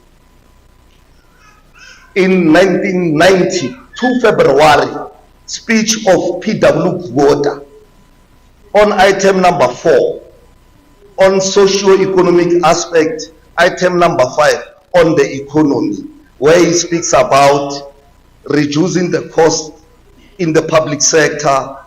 The other one he would use that we are in the new dispensation. In this dispensation, we must relieve public sector to do certain responsibilities to the private sector, which it is privatization, and other words that are used there, they mean austerity measures and so on. We still use that even today. Our movement don't have an economic blueprint. we still use the PW Water blueprint of 1990. The party at some point said that it is 1996 class project. I said that, I'm saying that that economic trajectory was conceived in 1990 on the 2nd of February, conceived, and was born in 1996. So, that blueprint, we must deal with it, so that there would be transformation of the economy for our own people, towards our own direction. And even Frans Fanon have indicated that every liberation movement, post-independence, they always have the political program, they don't have economic policies or program. We must have it. It is about time. But to the struggle credentials, they want to know what is there for them. You know, I must tell this thing, program director. When we were doing campaigns at some point, I went to Stanzabupape, around Stanzabupape in Ward 16 in Mamelodi. When we were doing door to door, I get into a house. I found one young man, almost my age. And we were saying to them, no man, vote ANC, man, ANC. And then we take Hideka said, yeah, what it is the policy of the ANC, which was called RDP. RDP is not a house, by the way. It is the program of the ANC to transform our lives. So we take it like an muchan. When our ANC it's a selo mara, and then it is the efforts of the ANC, it is from the program of the ANC. That is why it's called RDP. Arno, I agree. But let me tell you one thing, Chief. This house was built for my parents. So these are the benefits of my parents. Now I'm unemployed. I don't have any income, and so on and so on. So don't count me here. Find a path for me to transform my life. That's what is needed today in the society. I also want to look at the RDP house because those people are 80 years, 70 years, 60 years old. Now, we must have something for the 40 years, 85 years, and so on and so on. That's what is happening. In other house, in what, I think it was in Ward 4 at some point, regional chair. Only to find that there are 3 doctors there. The mother, the father, and the son. They are doctors, all of them. We get in there, Bobo Montana. We get in there, both ANC. But no, sit down. We sit down, we explain about the ANC, and they say, but what's a man there now? Okare to bala problem. Rena ka re rata ANC. Rena ka re rata ANC. And we want to see this ANC to win. But we can see the ANC doesn't take care of this other chap, Onalien. Then they call their son and they say, because you are campaigning for the ANC, if I'm Tagodi take it in Piazza already regulating, I want to say, Adishia Mosomara, Salar Bona Planicato, and no Aparatim, because over regular ANC. But I'm just saying that we have also to take care of our own machinery. We have to take care of our election machinery. We are the face, the mouth. We are the ears of the African National Congress during election campaigns.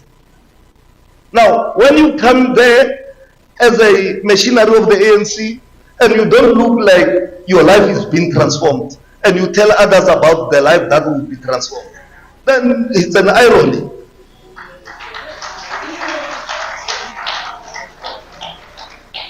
Babang bar ntwere yetsang ke scam. Risk of a scam. Let's go back, comrades, to our basics. As the African National Congress, let's love one another. Let's take care of one another. First in the movement, and will take care of our society. Dintwa tse di leng teng in the movement, they must come to an end. We must cease fire. We must focus on transforming our people, the lives of our people. The better life that we are promising to our people must come back. The alliance must be the alliance of equal partners. Where the ANC lacks, you can do your assignment, comrades, I can tell you. Where the alliance have been undermined, and the ANC always want to take glory on everything and leave the alliance partners, we suffer a lot. We lose. I can tell you, where we lose elections is where there is no alliance. So we are calling for the alliance to stand up for each other. We are calling for an alliance of equal partners, which some they call it reconfiguration of the alliance. We are calling for that. Once we have the alliance, we'll stand for one another and we'll stand for our own movement. This is our own movement, all of us. And we must protect it, we must preserve it for future. Amanda, viva ANC, viva. Re leboge ntate Motswa a ona mogabolo o fetang o a re fileng wona today. I guess it's also ANC renewal. Can you welcome the next speaker on the program, Ntate Ben Ratle, who's going to be representing MK LWV, Umkhonto weSizwe Liberation War Veterans.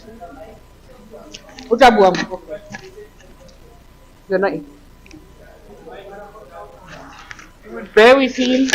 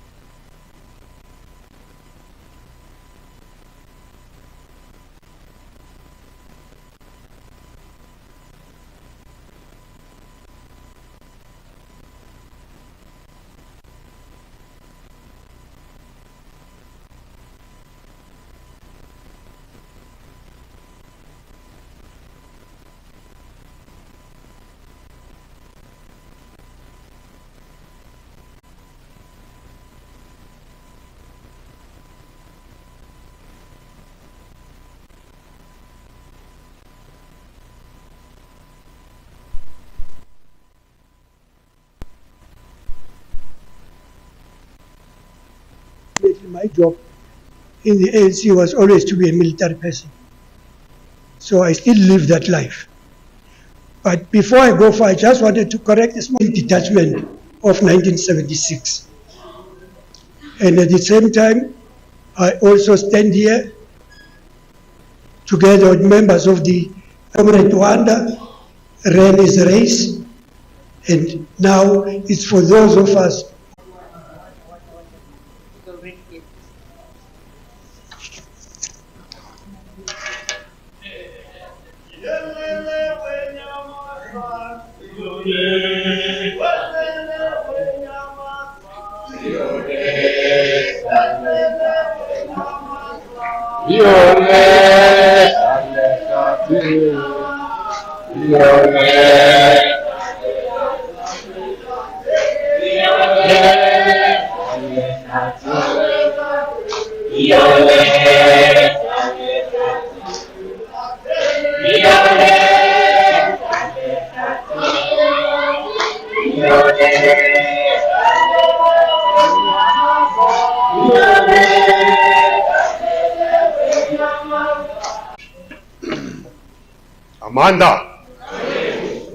Amanda, viva ANC, viva, viva the leagues, viva, viva Kosatu, viva, viva Sanko, viva, viva MKVA, viva, viva MKVA, viva.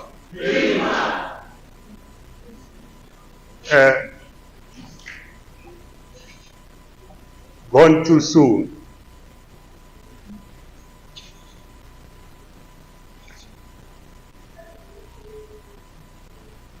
I was asked to pay homage to Comrade Monageng. Wanda, who hails from this area of Hammanskraal.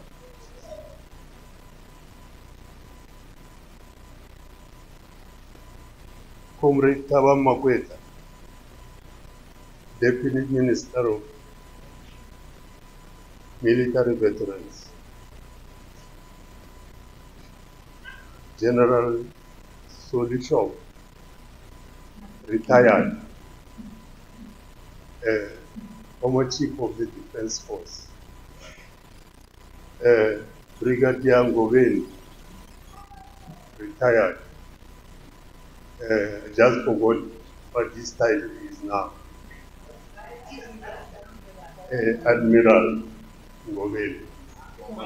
Chongwani, I don't know what is it. Yeah. The Monageng Mmakou family. Ke a le dumedisa ba Mmakou.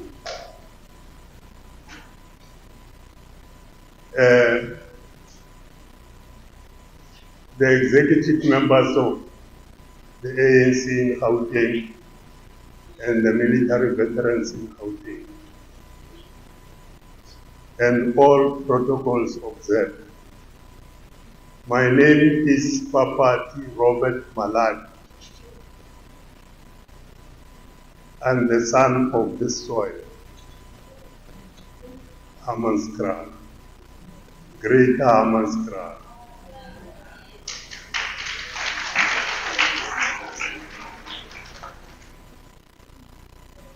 I was surprised for someone who's not in camp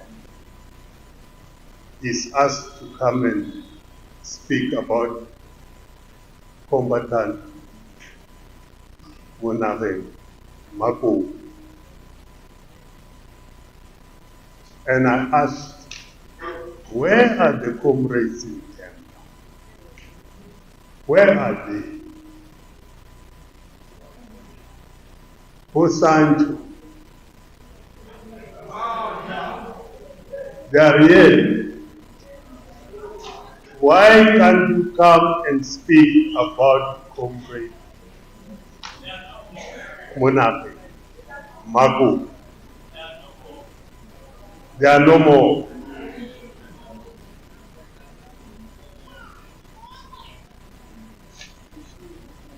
You see, I've got white hair now. I'm sure Thaba knows me without this white hair. When I was still in Limpopo.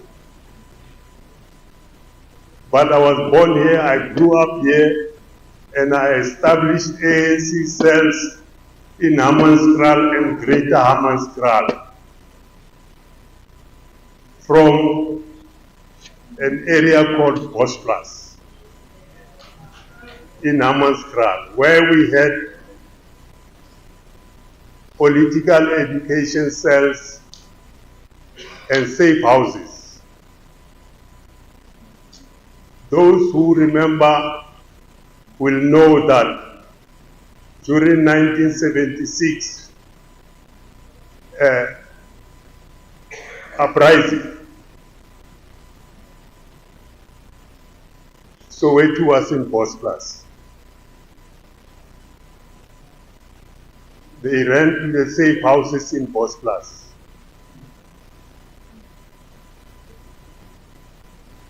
Now, where has that activism gone to? Arisana Leo.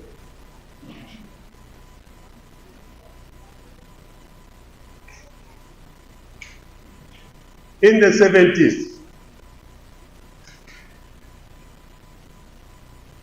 in our cell for Bosplas, we conducted political education through Radio Freedom. We had a radio there, very powerful radio, shortwave. And every evening, we had political education classes. at a place called Bangladesh in Bosplas.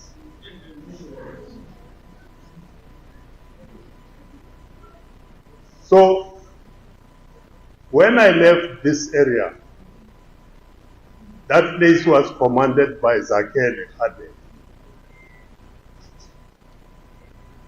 Zakele Khadebe is the one who recruited Monageng into that cell when he was a student at Khetiatsi.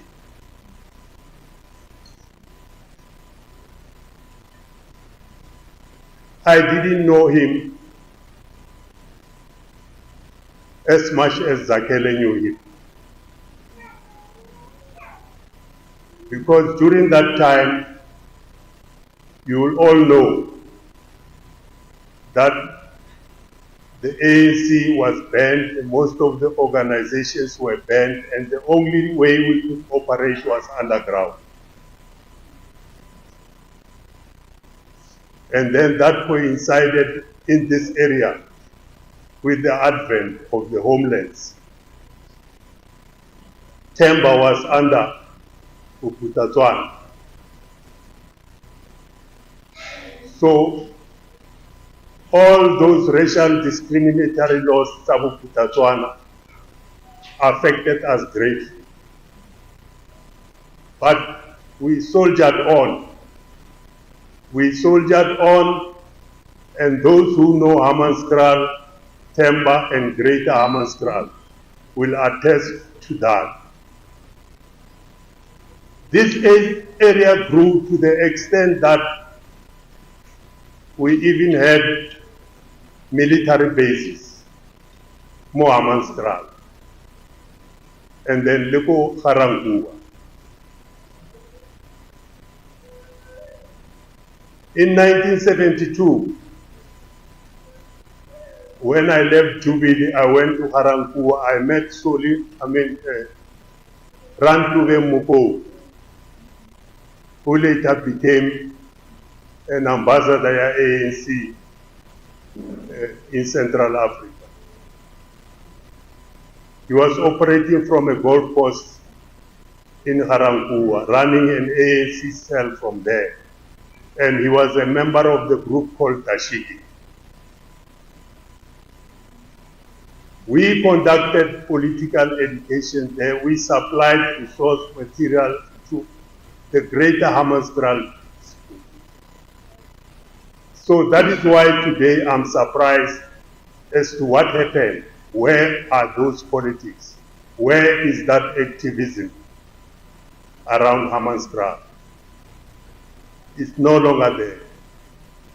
Monageng were prepared for exile. They didn't just find themselves outside the country. They were prepared for exile. When they left, they could make what we call Molotov cocktails. When they left, they could at least elementarily handle what we call gelignite explosives. All those who operated for Konto West of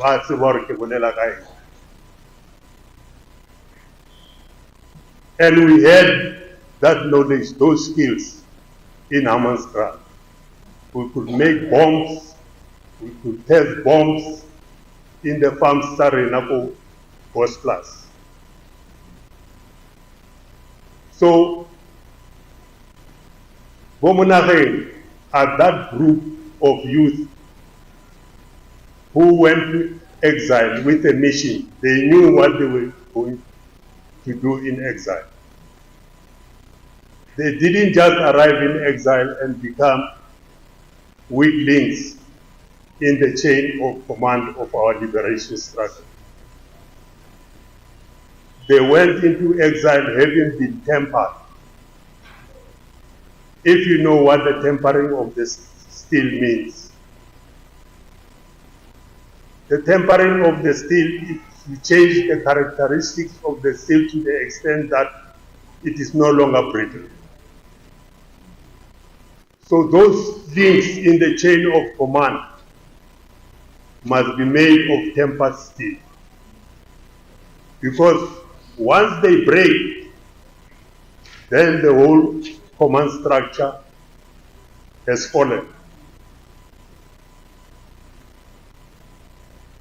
And the enemy looks, in a movement, they look for the weakest link.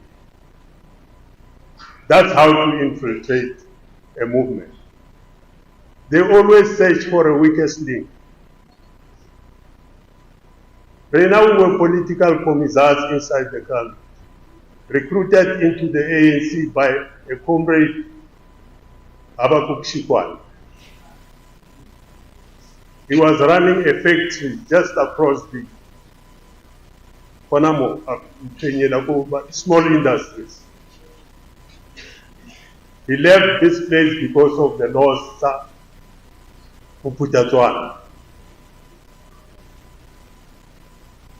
So he is the one who commanded the political education structures here and then identified comrades for military training under the command of Fana Nkadime,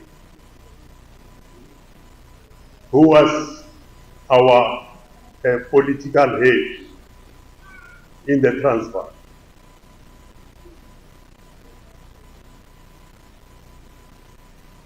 So that is the history that we must remember. Hona jaanong ha o nagana ka di-tender tse e leng gore bo comrade Mmakou Monageng ha ba di tsebe le go di tseba, bona ne ba lwela gore South Africa e be liberated. Lena le concentrate ka o lwana ka di-tender. Everyone kore ba re temba hona jaanong ke temba ya di-projects. When there are no projects, there's no movement. But kere go be le projects, o taba bona mataba. Yeah, they will be upfront. Hona jaanong, you can remember what Chinua Achebe used to call in his book, the End Hills of the Savannas. Everyone has gone into his hole. O lebeletse mola o ka mo mokoti. Ha le tsamaya mo gwanza. O tlo le botsa ka comrade o re bolelang ka ena mo mara a paletse go tsa mo go tlo mo paka. Wo a godileng botlhe a pallwa re di-comrades tsa Themba di kae, why ba sa tse ba tlo paka comrade Wanda. Family ya Wanda ke ba ba tseba di-comrades tsa mo Themba. Rena re batho ba bagolo ba e leng gore we went into the ANC not to enrich ourselves. Not to enrich, there was a mission, ya gore we go ANC. And as one comrade said, we were recruited. You didn't just find yourself in the ANC.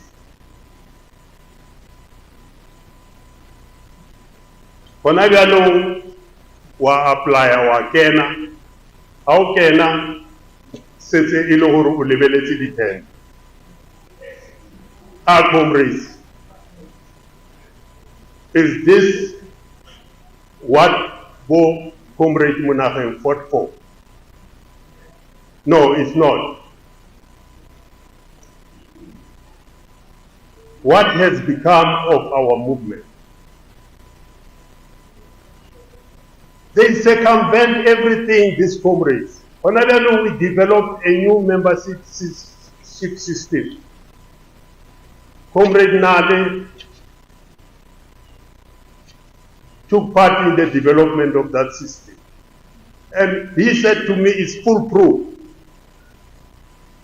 But in my branch, Kinalebo Comrade Ngele, I met his daughter here this morning. Ko what 14? Morete. We asked ourselves, these comrades, but for the ID. Sabat. Just keniwa mola kiona membership hiyo, ki membership. Just keniwa and never branch ya Koreita. Branch ya Koreita. Kaos kena di pass.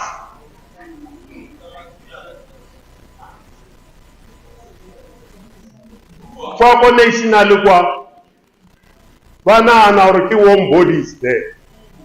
And I asked them, di batlang di IDs, but what in bagay? Sir Comrade, we are born a good way Zagalanda. Comrade Nuela would know.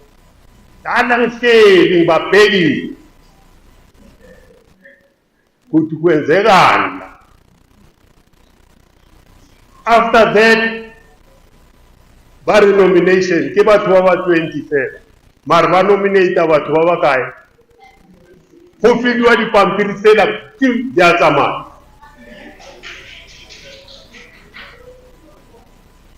Now, who are these comrades who are doing this?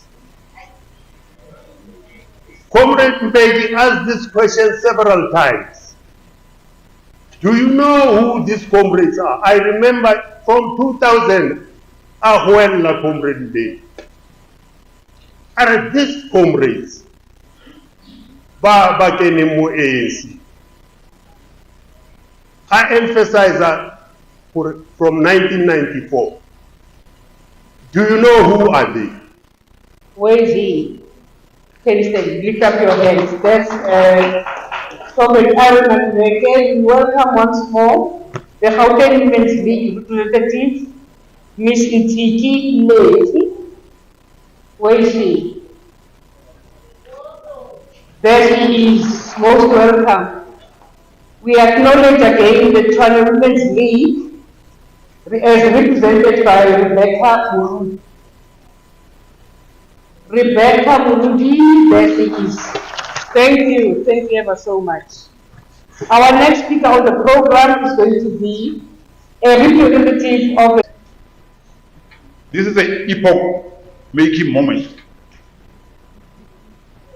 This year is the 10th year, actually this month is the 10th year of the passing of the father of our democracy, Nelson Mandela.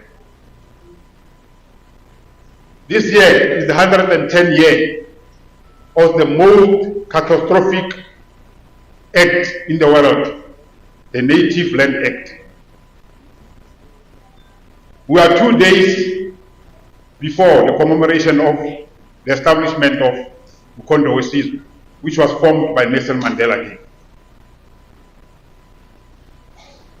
When you look at the person we are commemorating today, and you look at today, its significance, relevance, and what transpired, and how he lost his life, I truly agree with you. We need to review our organization. The reason why we ventured into an electronic system was to better our lives. But instead, we are worse off. Our organization is under siege. Just prior to 1994 elections, we had a conference in KZN, the first conference in our land. We had the most powerful intelligence in the world, the intelligence of the African National Congress. It's dead now. We don't even understand why or where it went. The intelligence of the African National Congress compiled classified document and they shared it with Nelson Mandela. And I'm coming to one principle that we need to revisit, Comrade Mmakou, fidelity to the party. The manner in which we are subjected to media for wrong reasons, attacks, more especially from comrades we trusted and we've got great deal of respect for, is questionable. Nelson Mandela, because he was preoccupied by uniting this country, he went through the document and said, I'm not going to disclose what is the content of this document. The document is speaking about those who sold the ANC from within, those who killed our comrades from outside the country, and how all our meetings were intercepted. I think it's an appropriate time to go and visit that document. Because now we're wondering, is this the comrade, the real comrade whom we respect, who qualifies to be called a veteran, who conducts himself in this fashion? I don't remember any organization that has more than 100 years can have somebody who becomes an enemy overnight. I cannot invest 50 years into something and destroy it. I will never. Whether I'm not happy with the leadership or I'm not happy with the manner in which things are happening within the organization, but I will never be tend to be an enemy. The capital is in full swing, Comrade Mmakou, and I know you are a dedicated and disciplined comrade with money. Money is all over. They tried to solicit bribe on a prisoner, the Banditi. The Banditi disclosed everything. Today, we've got a plethora of parties which are funded. I saw posters of the party called Rise Mzansi. And because I was the regional secretary before I became the chairperson, I can quantify myself the amount of value invested there. There's nothing less than 60 million rand of those posters. And there are two, by the way. You look at the quality, and there are two. And you look at the comrade, or that person actually, doesn't qualify to be a comrade. The airtime he's getting from the media houses. There's another one called Sarah. Oh my God, we as the African National Congress couldn't compete the posters of Sarah. Sarah is registered this week, next week is the registration of election, but it surpassed us. So let's be vigilant, comrades. Can we close ranks? Can we remain united? Where we come from is far. And we cannot compare what ANC have done for 30 years with 350 years of apartheid. I don't know what kind of arithmetic is that one. It's true, and we need to accept criticism as leadership. There are those who are doing wrongs within the African National Congress, but the wrong of the African National Congress is to accommodate wrong things for long. When the comrade is wrong, the comrade must be chopped immediately. When you postpone the inevitable, it will come at a heavy price. Today we are paying a heavy price. The image of the African National Congress is contaminated. When you are wearing regalia within a mall, you look like a stupid or a thief. Whereas we have never stolen a single thing. Comrade Monageng have never stolen everything. He never benefited in this democracy we are enjoying today. His first beneficiaries can take a mic, a podium, and be all over. Even in NCA, you are a lapidary of the media all of a sudden. It can be, comrades. We need to confront the truth as revolutionaries. And we will do that. We start from a basic unit of the organization, which is a branch. If a branch steals a branch and becomes a BC, which doesn't qualify to be a BC, we must call it Mutlembe, because it's not a BC. Today we've got branches that forever are part of the conferences. But when you look at these branches, they have never convened a successful BGM in their lifetime. But these conferences are consistently delegated. So we took a conscious decision as the RCC. I've spoken to the regional secretary that I'm prepared to be hated. I'm ready for hatred. I'm ready. Even my age doesn't need new friends. I don't qualify for new friends. I'm happy with those I have. Otherwise, I'm going to meet mad people. So the branches that cannot convene 101 people under a roof is not a branch. A branch that doesn't have programs is not a branch. and that branch does not go to conference. Easy, straightforward. Today we are mobbing all the time. Hey, Kimanga Maurice, Kimango, O Kimang Uta Gai. Comrade Tabarakalo said, Kimang. The comrades couldn't even have an appreciation of the credentials of those who said Baka or exiling. Because we are entangled in gossips, waste driving, and lies. When you see a comrade lies, you must know that comrade doesn't qualify to be a member of the African National Congress. You said something fundamental, and Donnie said it. When you recruit, you assess the person before you meet that person. You assess the person. So how could today we have an oversupply of liars in the organization? Everything they speak is lies all the time. And us as leadership, we must clarify without even investing time in program of the movement. No, General Shoko is the general of Mkondo West. It's the general. But somebody can come and say, no. He was a problem. And we must agree. Comrade, let's stop listening to lies. And when somebody identifies you and comes to you to lie to you, it means you qualify to listen to those lies. Comrade Mmakou, I've designed a program and it's internal. When you speak about somebody bad, I take a phone, and now we are technical. Renare said we are saving now. I put it on WhatsApp, video call, you lie about Comrade Aron, I call Comrade Aron, and you are here. I said, speak about what we're saying in front of Comrade Aron. When you run, I run with you. So, we are blessed. We really appreciate the department. You know, the country which doesn't respect military veterans is doomed to fail. Mata!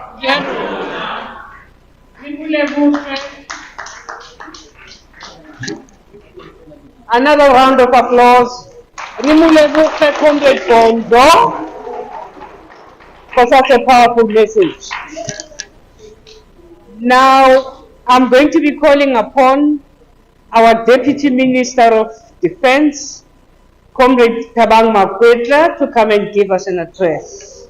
But before that, if somebody could give us a revolutionary song to welcome him. Comrade Thabang. Maebizwa amakamana wimabidani Nonyefeta lekona maebizwa amakamana winabidani Nonyefeta lekona bobanjani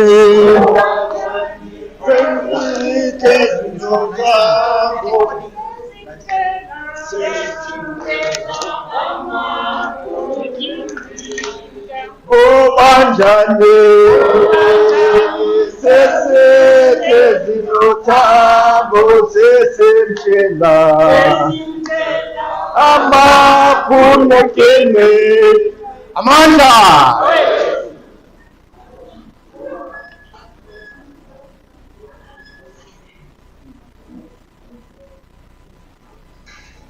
Long live the memory of Comrade Wanda ZITHA, long live.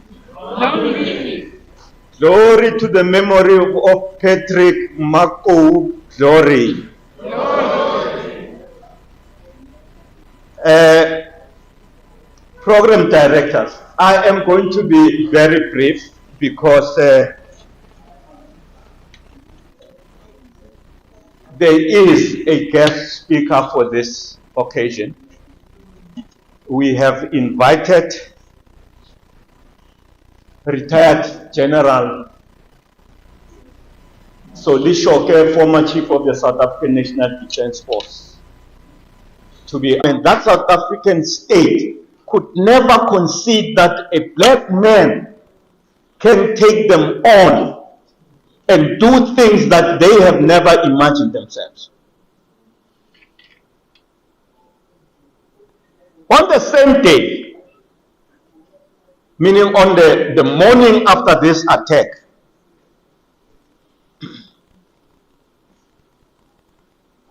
a Colonel J.J. Victor of the Victor in Afrikaans of the security branch ordered Dek Kotsie, a security policeman based in Middelburg, who of course, as the MK members would know, later defected and joined the ANC and spilled the beans about what is now today known as Flat Plus. Derek Kotsie was given an order to report to Major Nick van Rensburg in Emelu. And van Rensburg ordered them to blow up 2 targets in Swaziland, a new ANC transit house and a small adjacent wooden house occupied by a certain Nkosi, who they alleged was involved in building false bottoms in cars and false panels, which the ANC was using to smuggle explosives into South Africa. As the program director earlier on at the cemetery shared these details, at about 3 a.m., 3 days after that attack on Sasol, the Boers were in Swaziland, and using the limited information at the time of what was ANC presence in Swaziland, the little information that they knew of houses of the ANC, they just decided they are going to go for those targets. So, on the 4th of June 1980 in the morning, 2 bombs went off, demolishing the 2 houses. Comrade Wanda ZITHA's body is reported to have been split into 2, as it was indicated earlier. The lower torso remained in the debris scattered at the property where he was sleeping, and the other half was thrown into a neighbor's house. The explosion at Nkosi's house, the wooden house that was being described to those who were to execute the mission, his grandchild instantly died in that attack. What I've just related, you will find it in the book written by Tula Sampson, Umkhonto weSizwe, the ANC's armed struggle. It's a relatively very reliable account of the activities, underground of activities of Umkhonto weSizwe at the time. Briefly, I want to come to this point, who is Patrick Mmakou? The family is here. They will tell you the person they know as their brother, their sibling. Let me add to that picture of who Patrick Mmakou is and say that Patrick Mmakou Mmakou, he materialized in Maseru. Now, we took note of his presence around January 1978, and it is possible that he arrived in December, and because he was concerned, of course, about his security, his safety, wherever he went and stayed, he may not have surfaced immediately. But we took note of Patrick's presence in Maseru in January 1978. Unlike student refugees in Maseru at the time, Patrick never registered to continue his studies. And Patrick never went to the refugee camp where the student refugees were staying.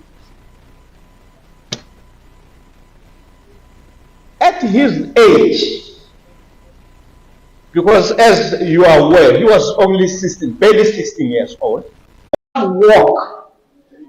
just walk until you come to the Botswana border. From 9 in the morning until 3 in the afternoon, You are walking non-stop. That's what Wanda went through when he left Lesotho for training abroad those years. The flying out of Lesotho, it's a recent thing, something that happened in the recent years. But Comrade Fortune spoke at the gravesite there and shared with you the lives and times of Wanda when Wanda was going through his training in Angola.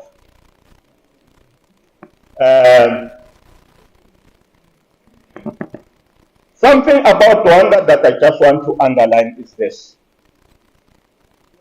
He was, in a very striking way, ahead of his time, and he was not living his age. He was not conducting himself according to his age. Not only that he wanted us to believe that he is our peer, when he knew that he was not our peer, but also politically. Politically, he never wanted to come across as inferior to any one of us. Very argumentative, very polemical. There is nothing that Wanda would say I do not know about that one. Nothing. He was far ahead in his maturity than what his age actually allowed him to have. I must say that it really shattered me personally when I came back for training abroad to find that Wanda, actually what happened is that when we finished our training, he immediately got taken to the front, deployed in the front to be part of the operatives who were going in and out of the content responsible for the MK operations that people in those years just saw happening around them. That I'll leave to General Shoke to talk about, because that is more than that is more his life in MK than, you know, many of us. I've lived in the camp before I went to the front for 7 years. He doesn't know camp life. All he knows is fighting. He will talk better about that.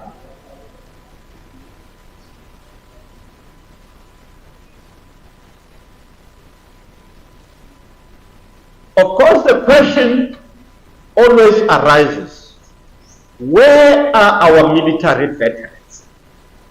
And who are our military veterans?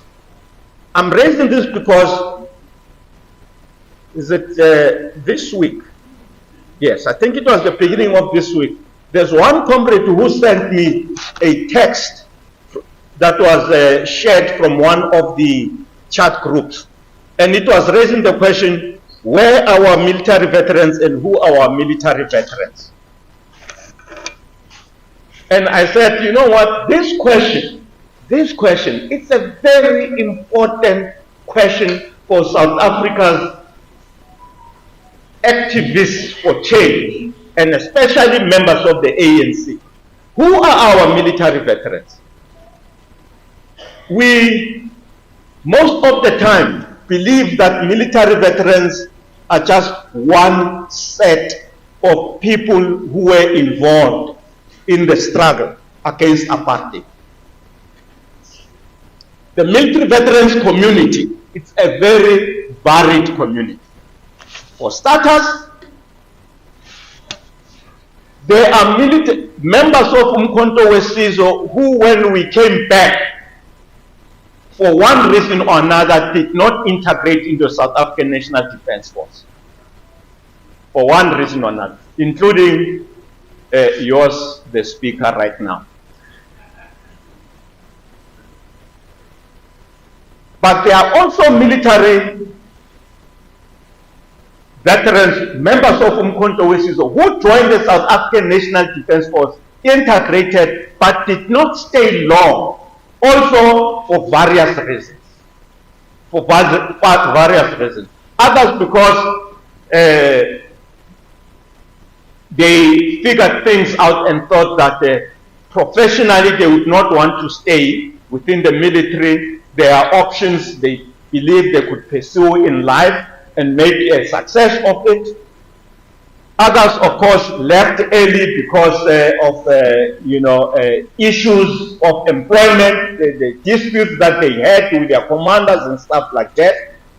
So there are military veterans who have that kind of profile, but there are also military veterans of members of Umkhonto, that are members of Umkhonto who did not integrate because of their age cohort when we came back. They were too old now to actually be integrated. But others, there were also, conditions. We were told that there was a demand that people must have a certain level of education, and as a result, they were disadvantaged. So they are also military veterans.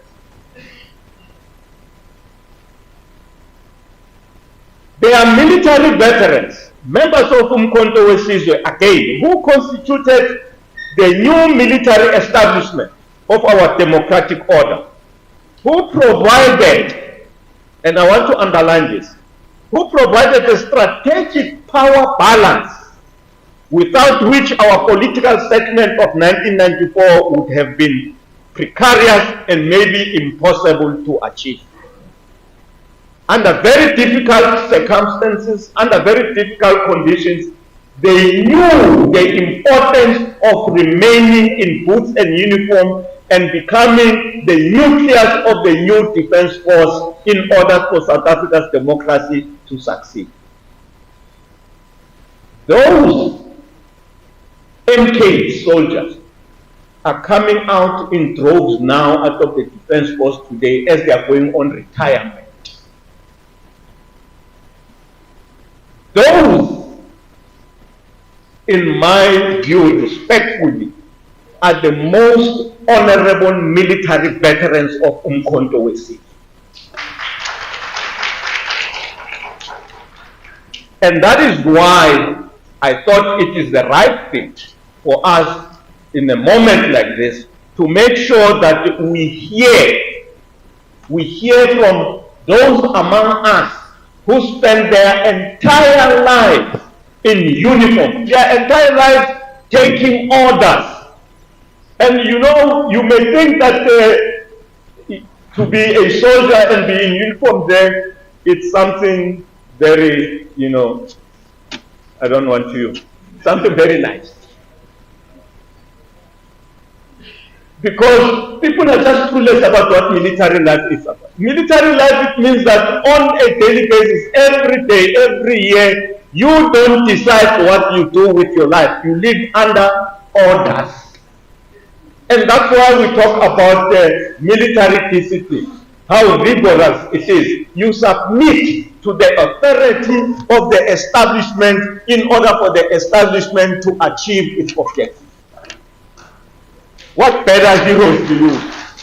What better heroes can we have than those of us from Umkhonto Wesizwe who stayed the course and brought us to where we are? And that is why we have here as our speaker today, retired General Shoke. And let me just make this point about, language. The military has, its language. We who are not in the military, we military leaders, on behalf of the Ministry of Defense and Military Veterans, I really wish to acknowledge and appreciate the efforts of the Department of Military Veterans for having organized this event. Of course, I am a bit sad, and they know why I am sad. This war should not be sparsely populated like this. And the age cohort of the people who are here are not the people that the Department of Military Veterans wants to get this story. The Department of Military Veterans has a responsibility to preserve and promote the heritage of the armed struggle against apartheid in this country. And the only way we can preserve and promote that heritage, that history, it's when it is shared with the younger generation, the youth of today. And I know that in our future similar initiatives, we'll have more young people in our audience. In the next 2 days, we'll be marking South Africa's National Reconciliation Day, December 16th. We who come from Umkhonto weSizwe, it's a very big day. On another day, I'll tell that story. But December 16th is a very emotional day. And when we say it's a day of national reconciliation, we really mean it and we really feel it because of the conflict that we are part of, where we're coming from. Because of the black spirit. I must just remind you of this. You know, life, Chinua Achebe says life has no carbon copy. You live once. When you decide to say, I will not see what the years that were ahead of me were going to expose me to, I'm cutting my life now, that is an immense, it's an immense sacrifice. So when people decide to say, for this purpose, we will lay our lives, we'll allow our lives to be cut short if need be, who among us the living should not respect those people? I want to believe that to members of Umkhonto weSizwe, Comrade Wanda ZITHA, who are here, they can say as they go back home, at least they found closure to the gaping wound of memory that they have lived with, that we have eventually today found closure. Program Director, with that said, thank you very much, and I want to now exit the stage and allow General Shoke to speak to us. A very big round of applause.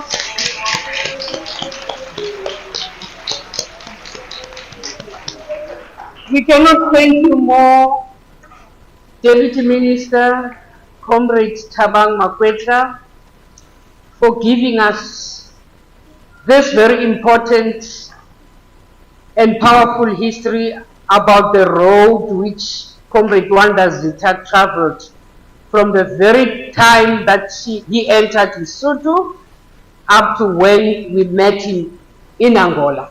Some of us, we only met him in Angola, but I guess you're very fortunate to have known him since those Lesotho days.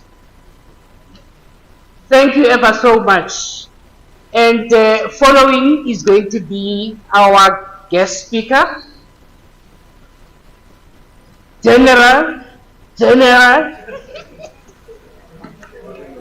one and the only, retired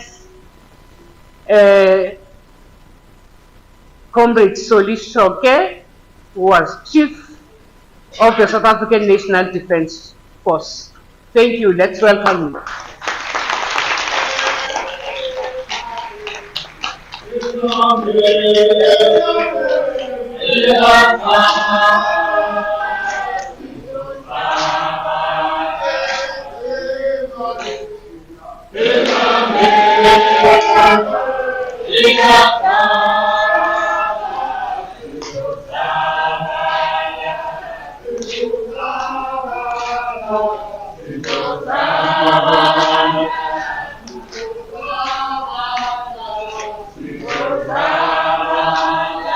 Amanda.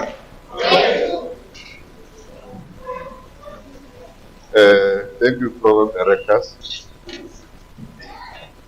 Ke rata go leboga family ya ga Wanda. Ke leboge le Department of Military Veterans, Dr. Mmakou with your team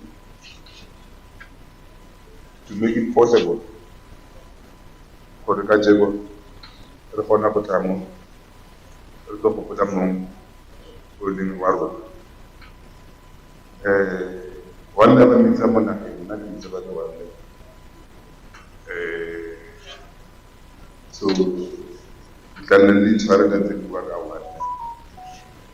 And we can do ba ba botlhe ba leng gore sempe go na le batho ba na leng botho go gopola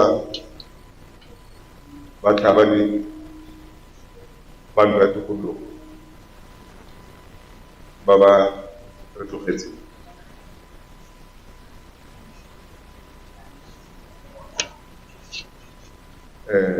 I'm saying so gore the bontsha botho by remembering some of our heroes who died in the course of our struggle, of which Wanda was one of them. And he left the country at a very tender age, and he died at a tender age. You know, at the graveside, and I read testimony, I whispered to Deputy Minister Mmakou, you know, I think there's so much trauma that we caused our parents. For Utama, when I was 16 years, but I was at the for the guy, and to seven Cabarno, one I do a couple days. Come up as an action. People to I think will cause him a lot of pain. But that was the price that we had to pay for the freedom that we enjoy today. But the freedom that is so much abused by the very same people that people like Wanda fought for. I'm saying so that this freedom is so much abused because, you know, we begin to see lack of appreciation for the sacrifices that other people have done. And instead, I'm sorry to say it, you know, we're developing a culture of entitlement. And I think it's the culture as members of the African National Congress. Actually, to start with DM, I'm not sure whether I'm competent to talk as a general rather than MKK.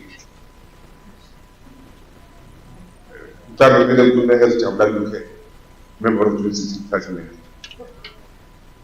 She could be political. Because Mmakou as a general is not as easy. Because you know the culture that is beginning to develop within the ranks of our movement.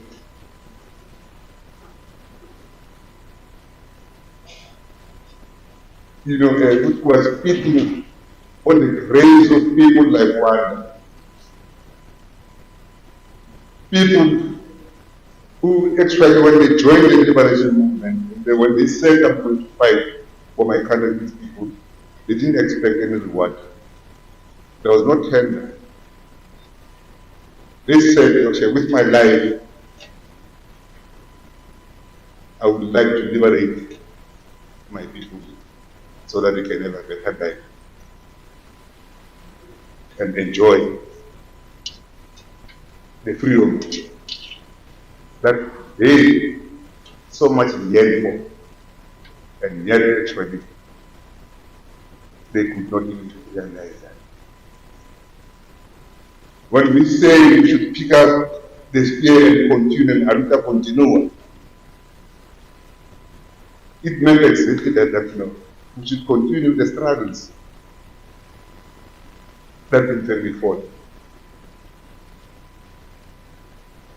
Because it is yet not yet over.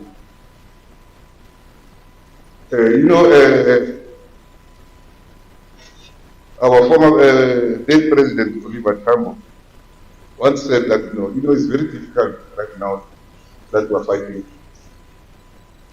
the enemy that is vicious. But after our freedom is going to be more difficult to deal with that situation. And indeed,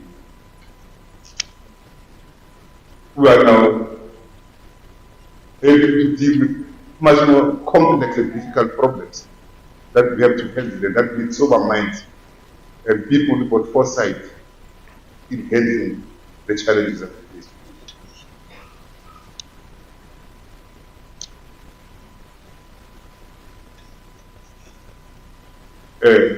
As a movement, or as people, the struggle, I think we should not destroy ourselves and say, we got our freedom in 1994 and the struggle ceases to exist. Because those who were there before us, when they said that we can continue, they knew what they meant. That the struggle continues. And even today, we still have to continue the struggle. And I think the Deputy Minister once said actually in one of the interviews that each and every generation will have to identify its own challenges and see how they overcome those obstacles. Because life in itself is full of challenges. And what is important in our end is for us to have the ability to deal with challenges that we face and adapt to the changing environment as the situation is not fluid. It's always fluid. So I would like to say, I don't know whether maybe it's a false sense of security that we thought that after 1994, the enemy, that the people that those who killed one would cease to operate. It is only the enemy is still there. It's just that now the terrain of struggle has changed and the techniques have changed. And then we need to adapt to the new techniques that they use. And there was a speaker here who spoke about people who were in our midst, whom actually maybe they're still causing havoc within the ranks. That might be true. Because, one of the biggest mistakes that we made as a movement, it is not to relieve those who were working under the shade of darkness, the burden that they were carrying. It's very hard. So that's what we will follow on now. Because right now, the damage in time that is happening is because of our Petelama is hard. Or now, our Penal Tababunan, or Umam, Ezayan. But then the Belaba by the second Nabuki, give a lot of Murwado, and probably Matakara, give us Arabandaya. Because Karabai is Mara. Reska for regular or no, enemy effect. The operator that is but I'm as our little Kabuluna. Because there's this saying that say united we stand and divided we fall. And there are people who are good in dividing movements and destroying movements and comrades. Because that's the art that is specialized on. To a point whereby we end up looking up our own comrades, but we've been taking this over because of agent provocateurs. And then the agent provocateurs that I think they are still in our midst. And right now, they are living more on the hawker. But as members of the movement, I think it's about time, as an individual, we conduct an introspection and ask ourselves that I still comply to the policies and principles or founding principles of the African National Congress as an individual. Because you joined the ANC as an individual. And you joined the ANC because, or we expect you to join the ANC because you love this country and its people. And you are prepared to serve, not to be served, to serve the people. Selfless like wild and never expected any reward. And then when we join this movement, we're not even sure that today we'll be able to come and stand in and witnessing a 1 year in Amaskran and talk about the ANC. By the way, I also operated in Amaskran at the length and breadth of the Witwatersrand. But I was moving in the shadow of darkness. The liberty to come and talk openly about African National Congress. Today, we are able to talk about the ANC. Okay. And now, the question is, when you say you're a member of the ANC, and you love this country and these people,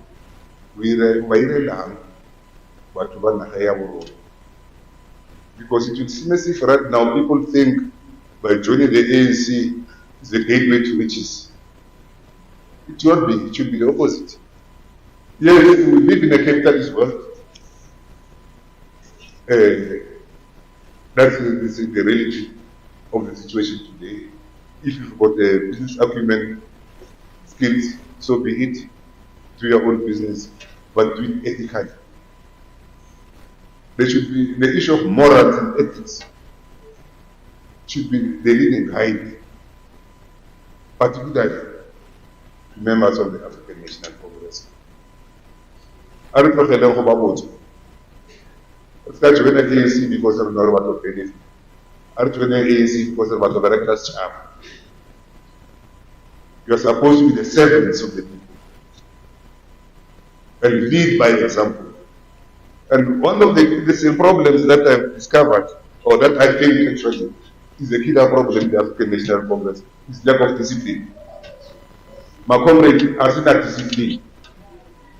Because discipline is the cornerstone of each and every organization to succeed. And it starts, in fact, Mmakou is called. Mmakou is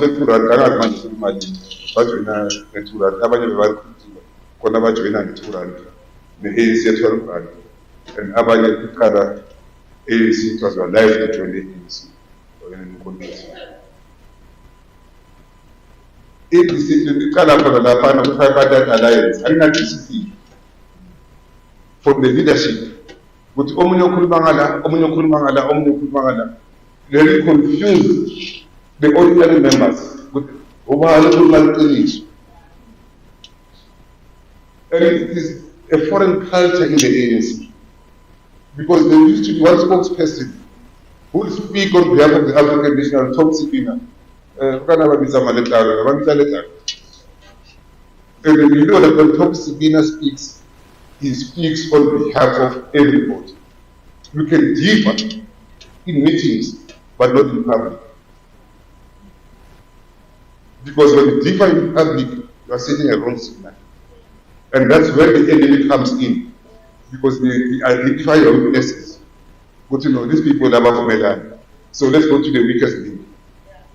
And Makala spread among.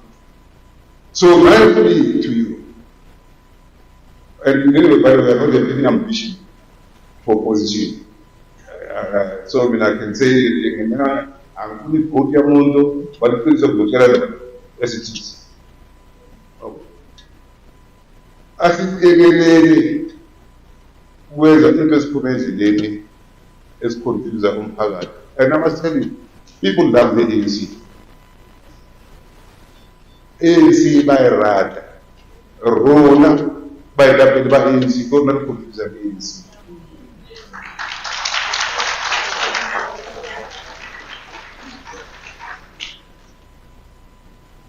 And it is also a fallacy to say the support base of ANC is going down. It's not true. People withheld their vote rather to give it to any other party. They felt that there's no any other party that they can give their vote to if the ANC is not getting it all right. Then they decided to stay at home. So that itself tells that you still have support, do an introspection and correct some of the things or the mistakes that we do and the message that we communicate to our people. Because if the support base of the ANC was going down, they would have voted for any other party. They would have voted for any other party, but they did not do that because they love this movement. They know that it is this ANC that made it possible for us to go to Barona. Now remember my father. None of them died 6 rand after 6 months. I'm not going to today, whatever but it's funny. You know, the other time, Negilamo Raji Parika. He was at the Moko. If it's a Matamara, Yalevo, Arab Kenya, Arab component, Chaka Chichirimolbote. Meaning that now she's got electricity in the house. Something that was never there. You know, today complaining of load shedding. Yes. You know, I've been in load shedding throughout my childhood until I left the country. It was load shedding throughout. So today this is the better than complain about load shedding, which is wrong, but at least if they don't attack Baba Mokaro never but open the house in the attack again. Other woman. How area Mama's correct. Woman, some whatever it's about this, what it means. Nabata about Hamiti, Quaco Barona, I home for Baba Samun. Today, the Pompo put having the SI travel around here. Pompo 10 meters, which are a thing. I was not a committee, Corona Chaka, Homo, Cato Homo, Obacalit. Or really the same. No, our life, no. Yes, there's more that needs to be done. But I think our lives have improved. And you know, there's also this that is happening. There's a concerted propaganda that actually navigates to say, you know, apartheid was bad. Or no, Hello, no, Peter Kanaka Limpi. I don't know what I will except me. You are never in the side from your Olympi or in Sabato. Now the Payan and Swahili. So the one and Baba Rabatman was Rabachi. So let us now welcome to members of the movement. Let us not allow the negative narrative to prevail. Life is better today than it was before. And it's a message that it's parallel to our people. Because, you know, there's some statistics people are saying, I don't know. South Africa is the most identified society in the world. and our people, are equal against by comparison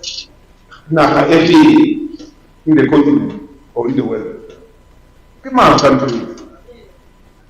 South Africa is a better place to be as compared to some other places in the city. Even crime, yes, it's a crime. But South Africa is not the number one killer capital. Come on, country. Come on. And we should now go parliament thing.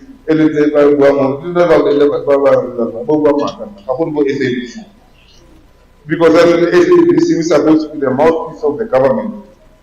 Actually now is the mouthpiece of something else.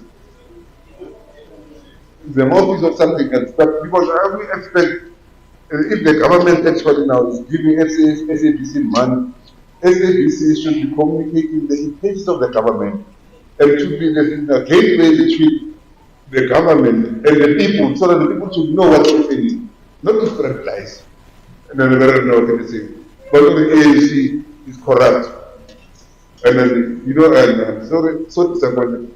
Members of the ANC, they say the ANC is corrupt. The ANC is an organization. It's got its values, policies and principles. Show me any clause in the ANC constitution that says the ANC must be corrupt, so that they can define the ANC as a corrupt organization. We've got individuals who abuse the policy that they get in the ANC. And when we ask members of the ANC who should deal with those individuals because they are violating the constitution and the principles of the ANC. So we should not go and shout and pick out people and say, ANC for us. Come on. The channel is saying that join as an individual. You know,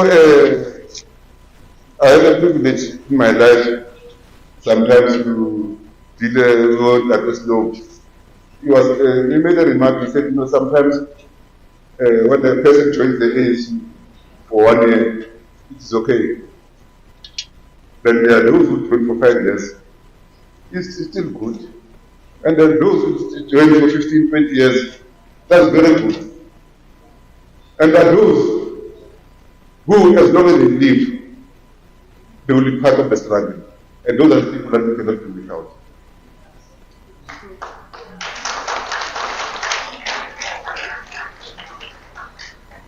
So what do you do for 1 year at level?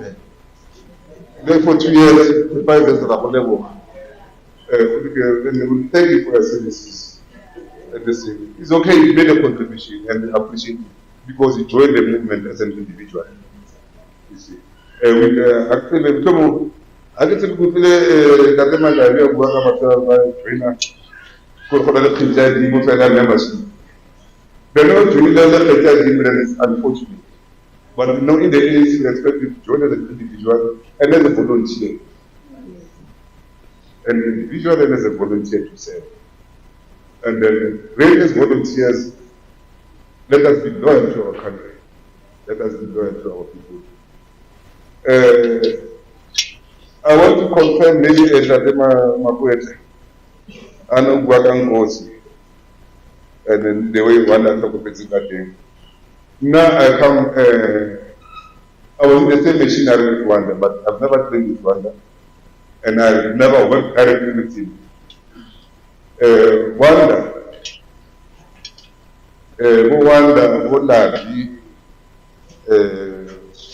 Botandega, Botfala, they were our couriers. Courier in between the operatives. So one of the tasks that Rwanda used to do in the machinery, he was moving in and out of South Africa to Swaziland, but mainly Mozambique, to come and collect and deliver Yaloya. And in the past communication, and I've seen a telephone, not decided to read it. And okay, you are right that Mmakou, I spend most of my time inside the country, more than outside the country.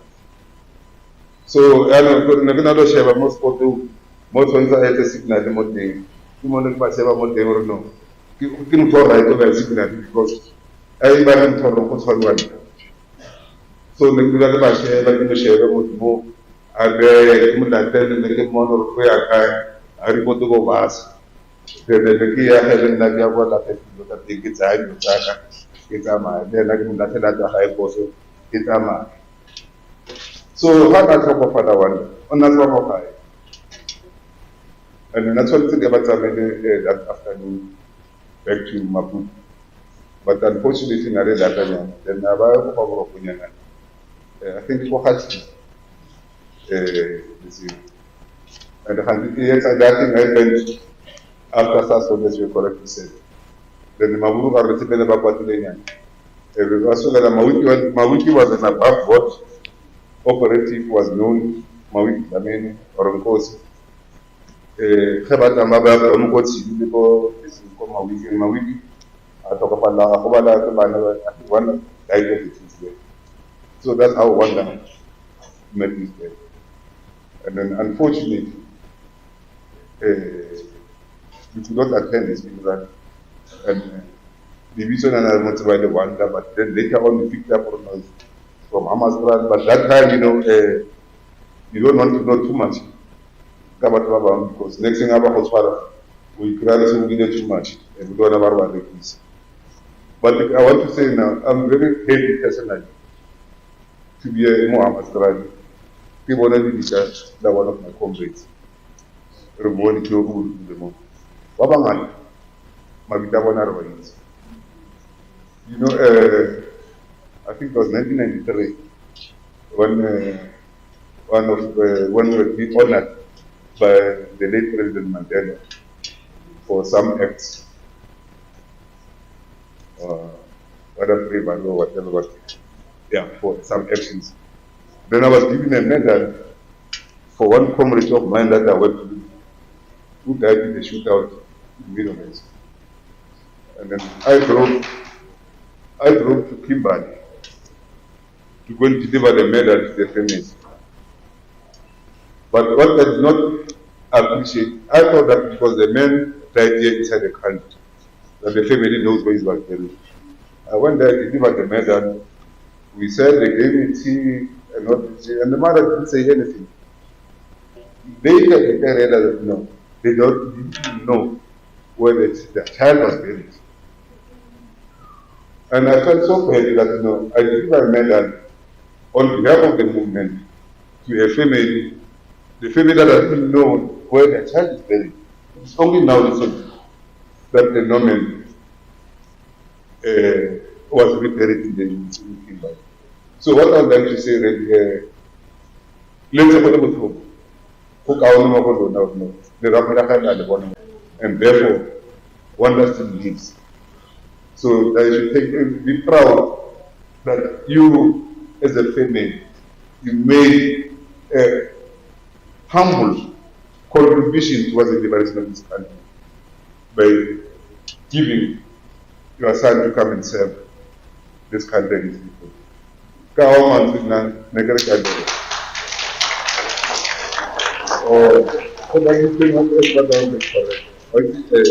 Nothing for social media, I can WhatsApp, I can Twitter, I can anything. So, for the media, opera news or something like that. But for the party in general, it's what I was saying. I didn't have any intention. Any politician, I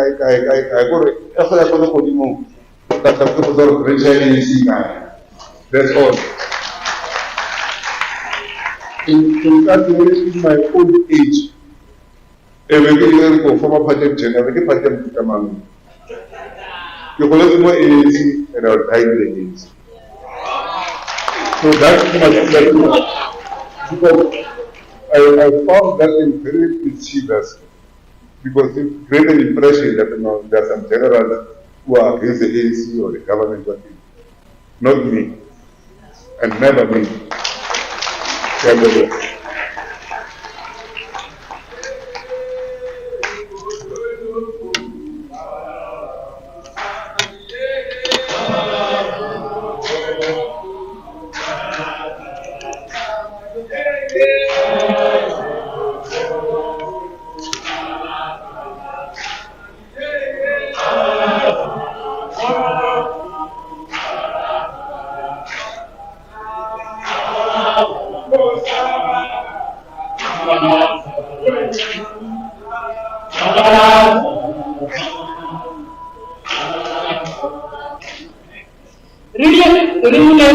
General, he really spoke like a patriot. About Kenya general, he cautioned us to be very, very vigilant, because we live in a mad season, a silly season, near the elections, where there's so much rumor spreading around, which can be very malicious and disturbing. We live around a time where people's names, organizations, are going to be rubbished left, right, and center. However, we should not be shaken, not at all. This time around, then, we're going to give time to people who brought us here, family of Mmakou, who are here because of Wanda, who belongs to the family, Elimu donated to the ANC. We are respecting him today, we are remembering him today, we are celebrating his life because he made a difference in our struggle. We are here today because of his struggle, because of his contribution in the struggle. The first member of the family I'm going to call upon to come and address us, it's going to be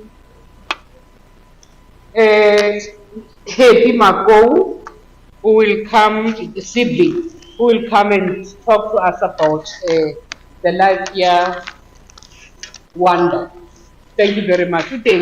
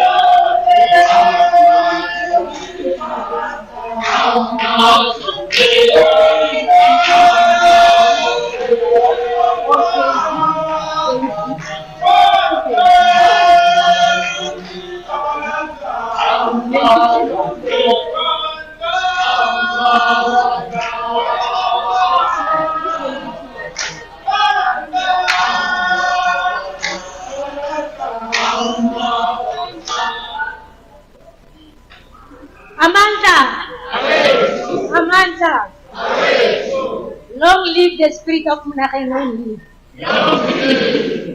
I would like to greet everybody who's been here and say protocol. What a day. I am really emotional. I am disturbed. I once told the friend Eric Sovogate that he is now opening wounds. And today, really, it was the reburial of my brother. It was the reburial of my brother. I met brothers like Abu Taba. I met sisters like the Uzbeks. My parents gave my brother the name Monageng. Lina Levi Sirons. I wish I could ask them why the name Monageng. Monageng was such a very reserved, quiet boy. He was, we have an age difference of 5 or 7. Very quiet. I thought he was naughty or truant. And always he will go to the bedroom. But he had intentions. I have learned a lot about this country, South Africa, through Monageng. His aim was to see education moving forward, equality in education. He was against Bantu education. He was against apartheid. As we traveled month end, being a family, he would say wholeheartedly how he hated whites. And he was brave. He was adventurous. He would feel that he would challenge the system by then. You could imagine. There was a park in town. He would go there and stay there, just checking out what the system would say about him. And he had hope, he had dream for freedom. He would always say that one day South Africa will be free. He was not greedy, he was not selfish. He fought for his country. Unfortunately, he left the country very young. And he could not tell us anything about himself. He had friends like Bo Agutile, and he would discuss issues with him. He did not stay in one school. Education. There was Lefufa, there was Rivitile, Khetiatile. He even went to Marapian and then came back. I now understand when they say that they will go to exile, come back, and not because they were spies, but they were just trying to check out the position. Monageng did not want to be oppressed. And I would like also to thank people like Babu Zakele, Hadere, who worked in Akrishwi, in Kalafo. Uni Anako Post Class. He, the one, yes, who managed to teach and to recruit my brother. Monageng did not stand for anything. And not forgetting that we were under Buputa Tsoana, guys. You could imagine how my family was victimized, how my parents were hated. We also, as the siblings, we became the victims. Even at school, at Khetiatile, where I attended school, I was hated by the teachers for being the younger sister to Monageng. South Africa. Little did they know.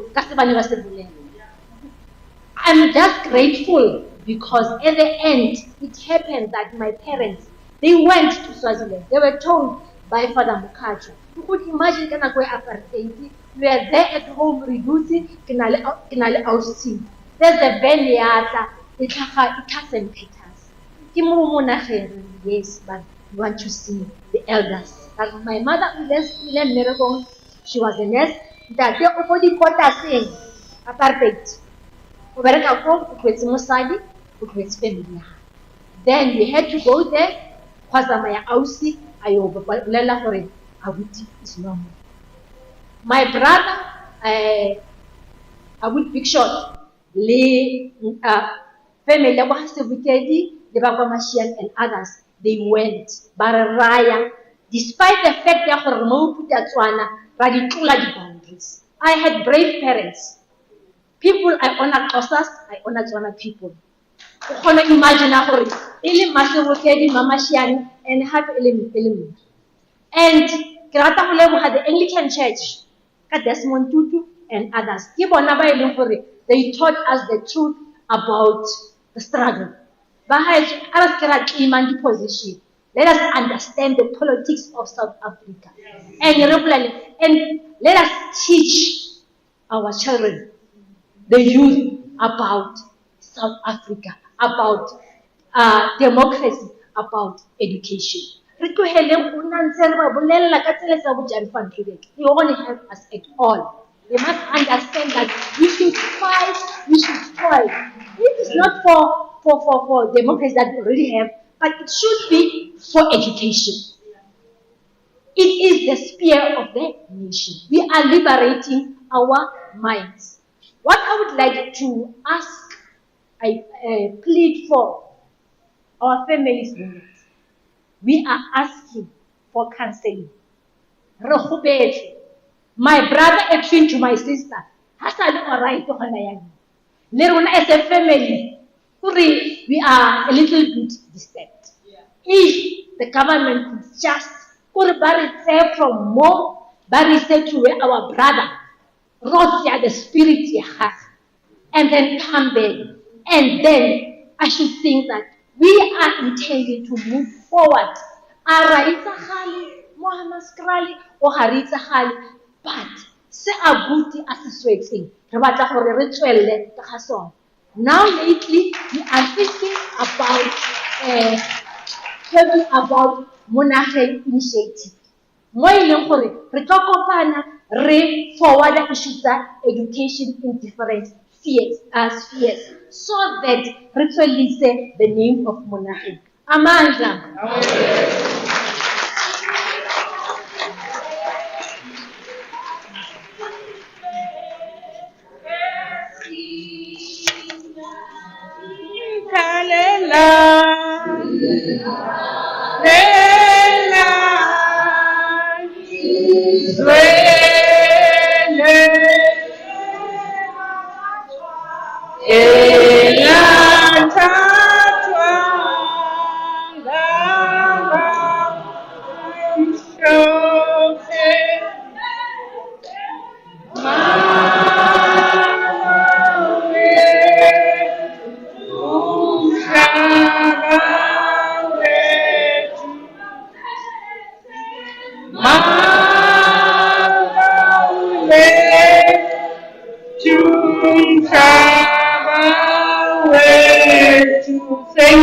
Thank you ever so much. If today's occasion has invoked such spirits in you, you know, as a member of the family, including Mmakou Kaufela, it means it has had an impact. I want to believe so. To call upon the last but one speaker, we're going to have a childhood family friend, Shikhomoto Sibuketi. The floor is yours. Yeah.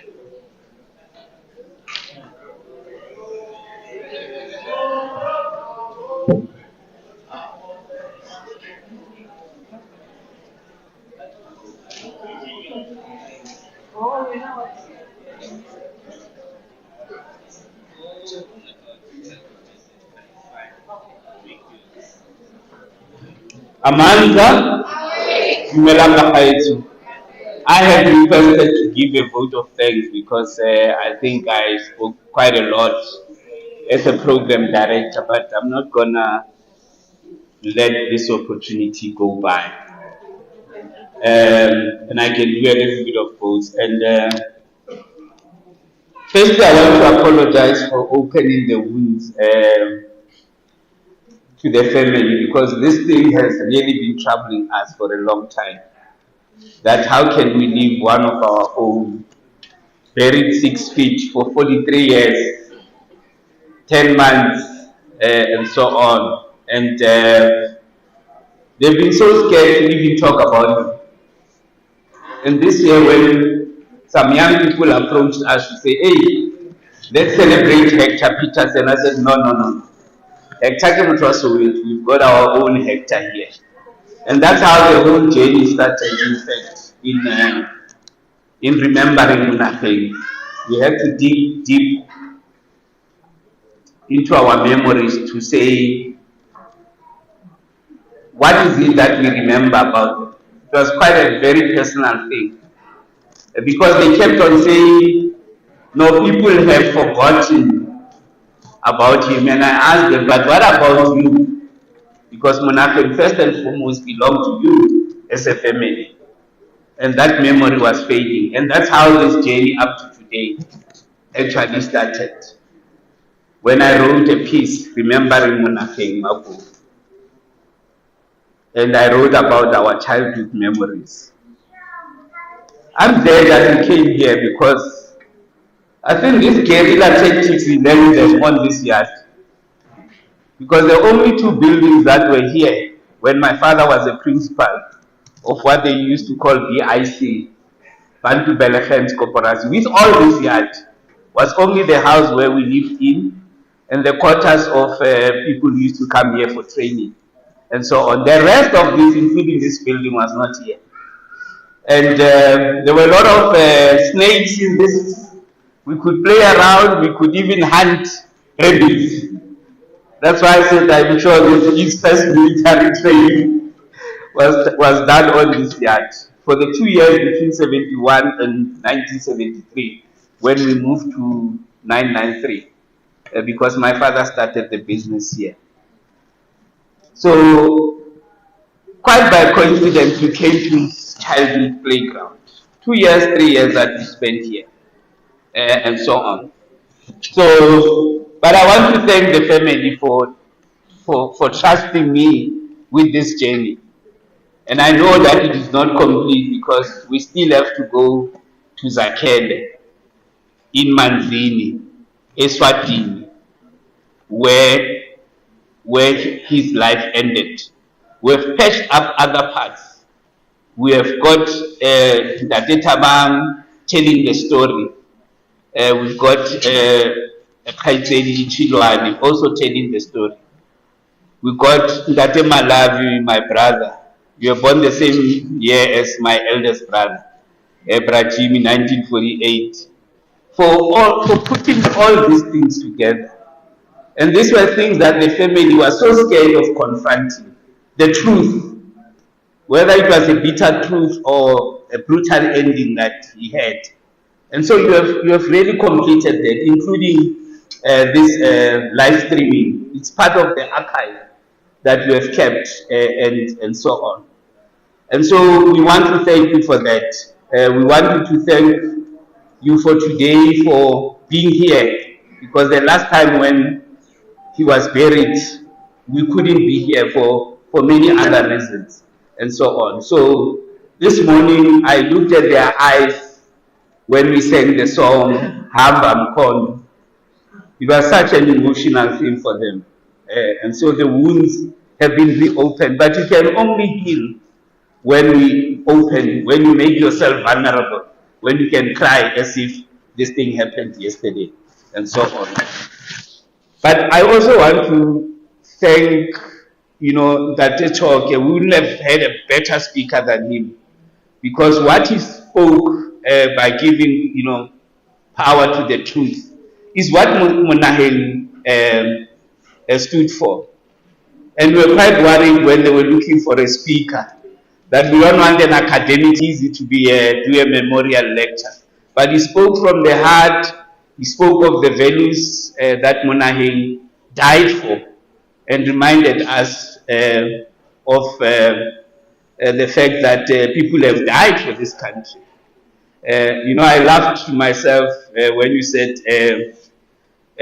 he has dropped the spear. And I said, oh, there are those who, you know, a spear is it's a piece of metal, isn't it? Huh? Spears are made of metal.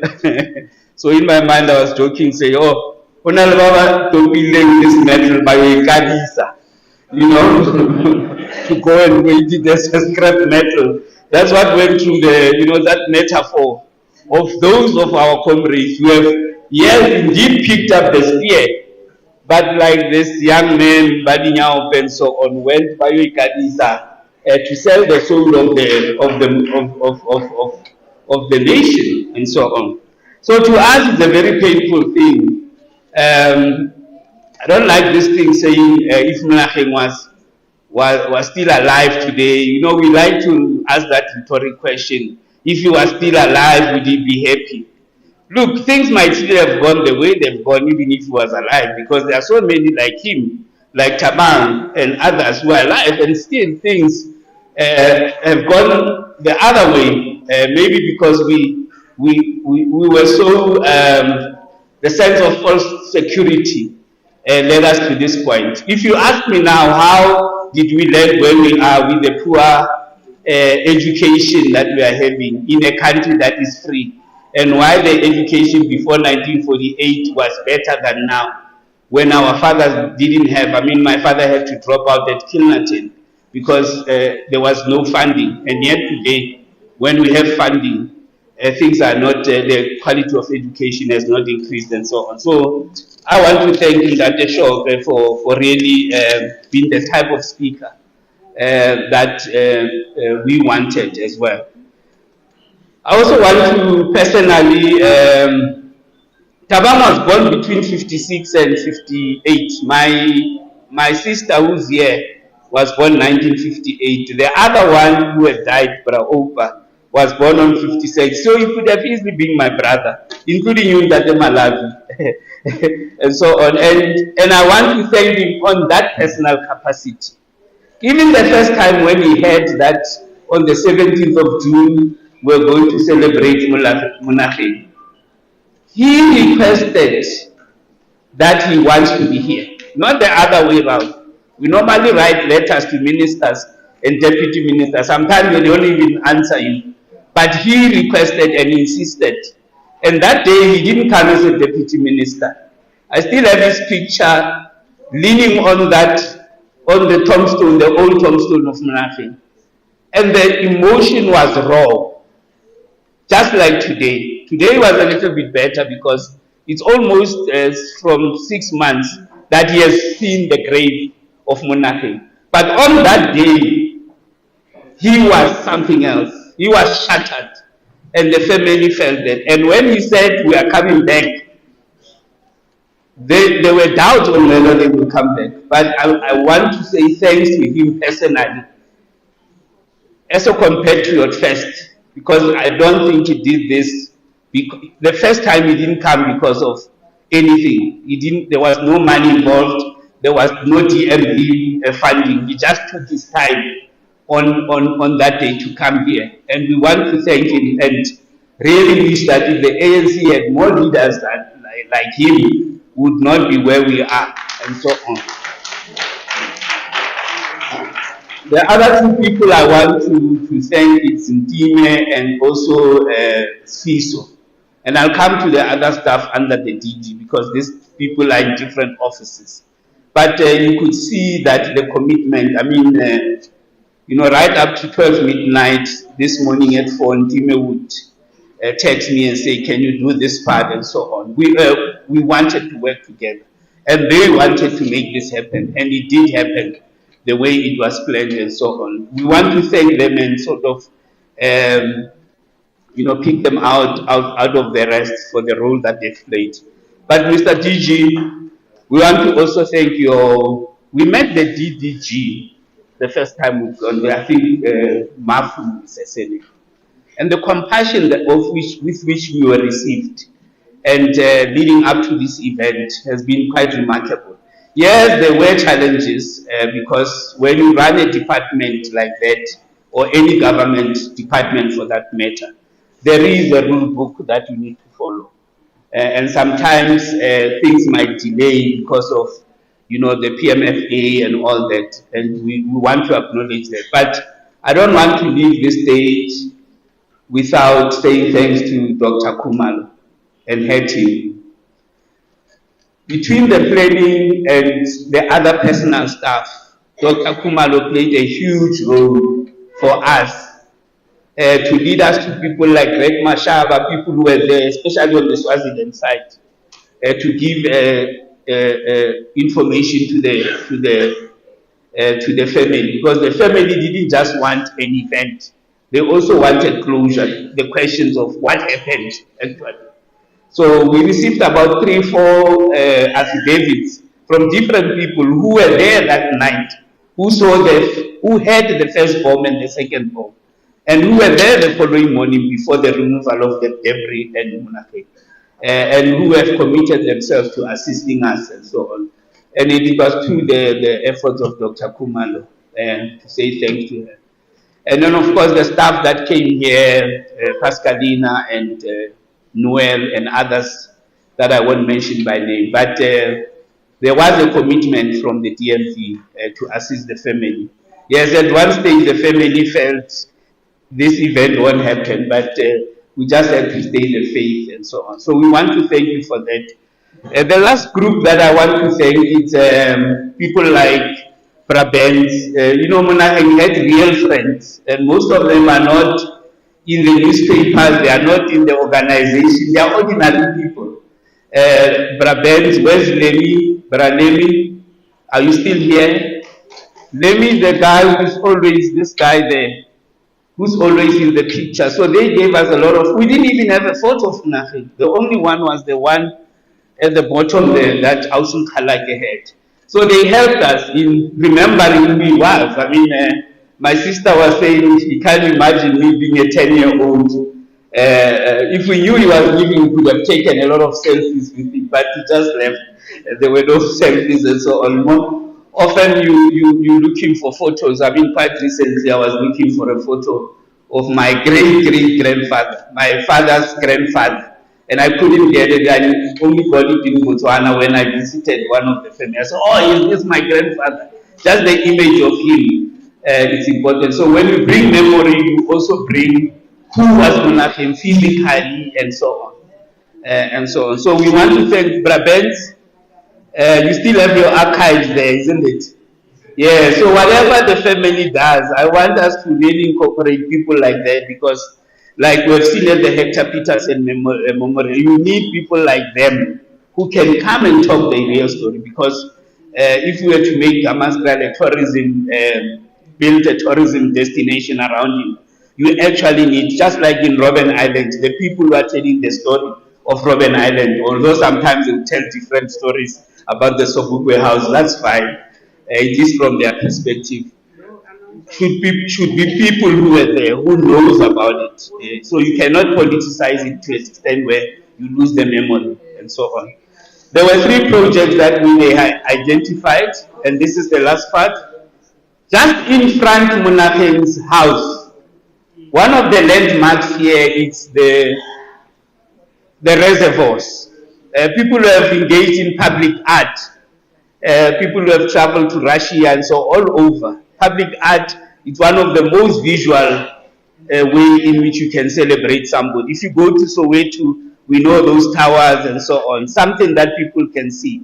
And the fact that it is opposite his house can really create and learn. So we're looking forward to working with the department to see how we can work with the Department of Arts and Culture and those who are involved with heritage to make sure that we can paint his face so that when he passes that way or that way, people can say, you know, how then it becomes part of the everyday heritage as well. And then there was an idea of a book, that we need to write a book, but we also must make black people to love reading at the same time, so that we don't write a book and nobody reads it.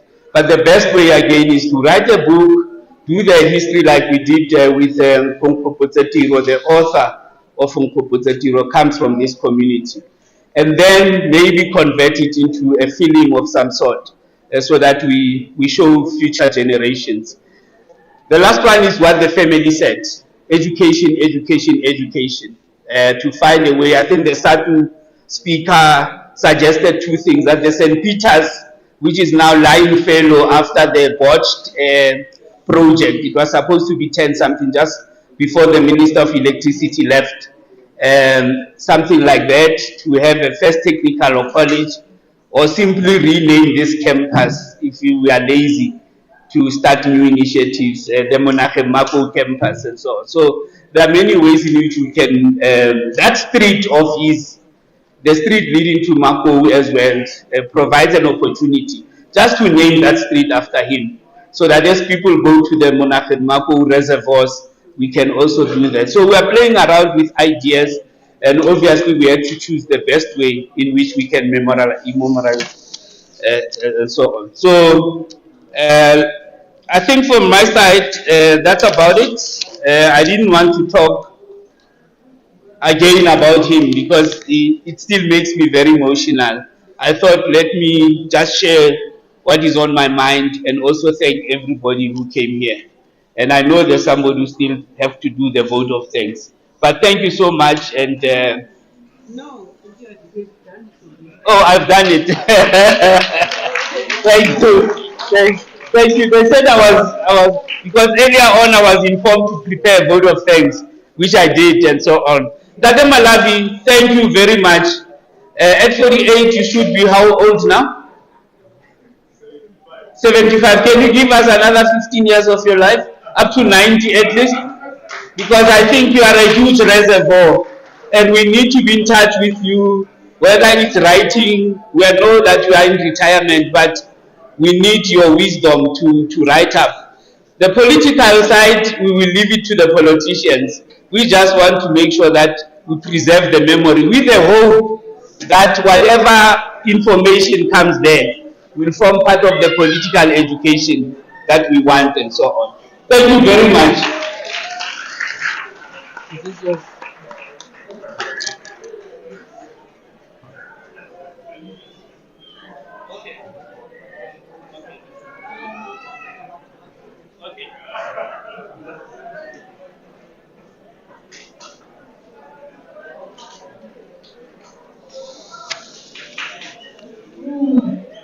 Thank you everyone. We're wonderful audience. The caterer is running slightly late, but they are preparing everything. The VIPs will move back to the holding room with the family, and everybody can remain in the hall. When the food is ready, we will come announce so that they can go dish for themselves. Thank you.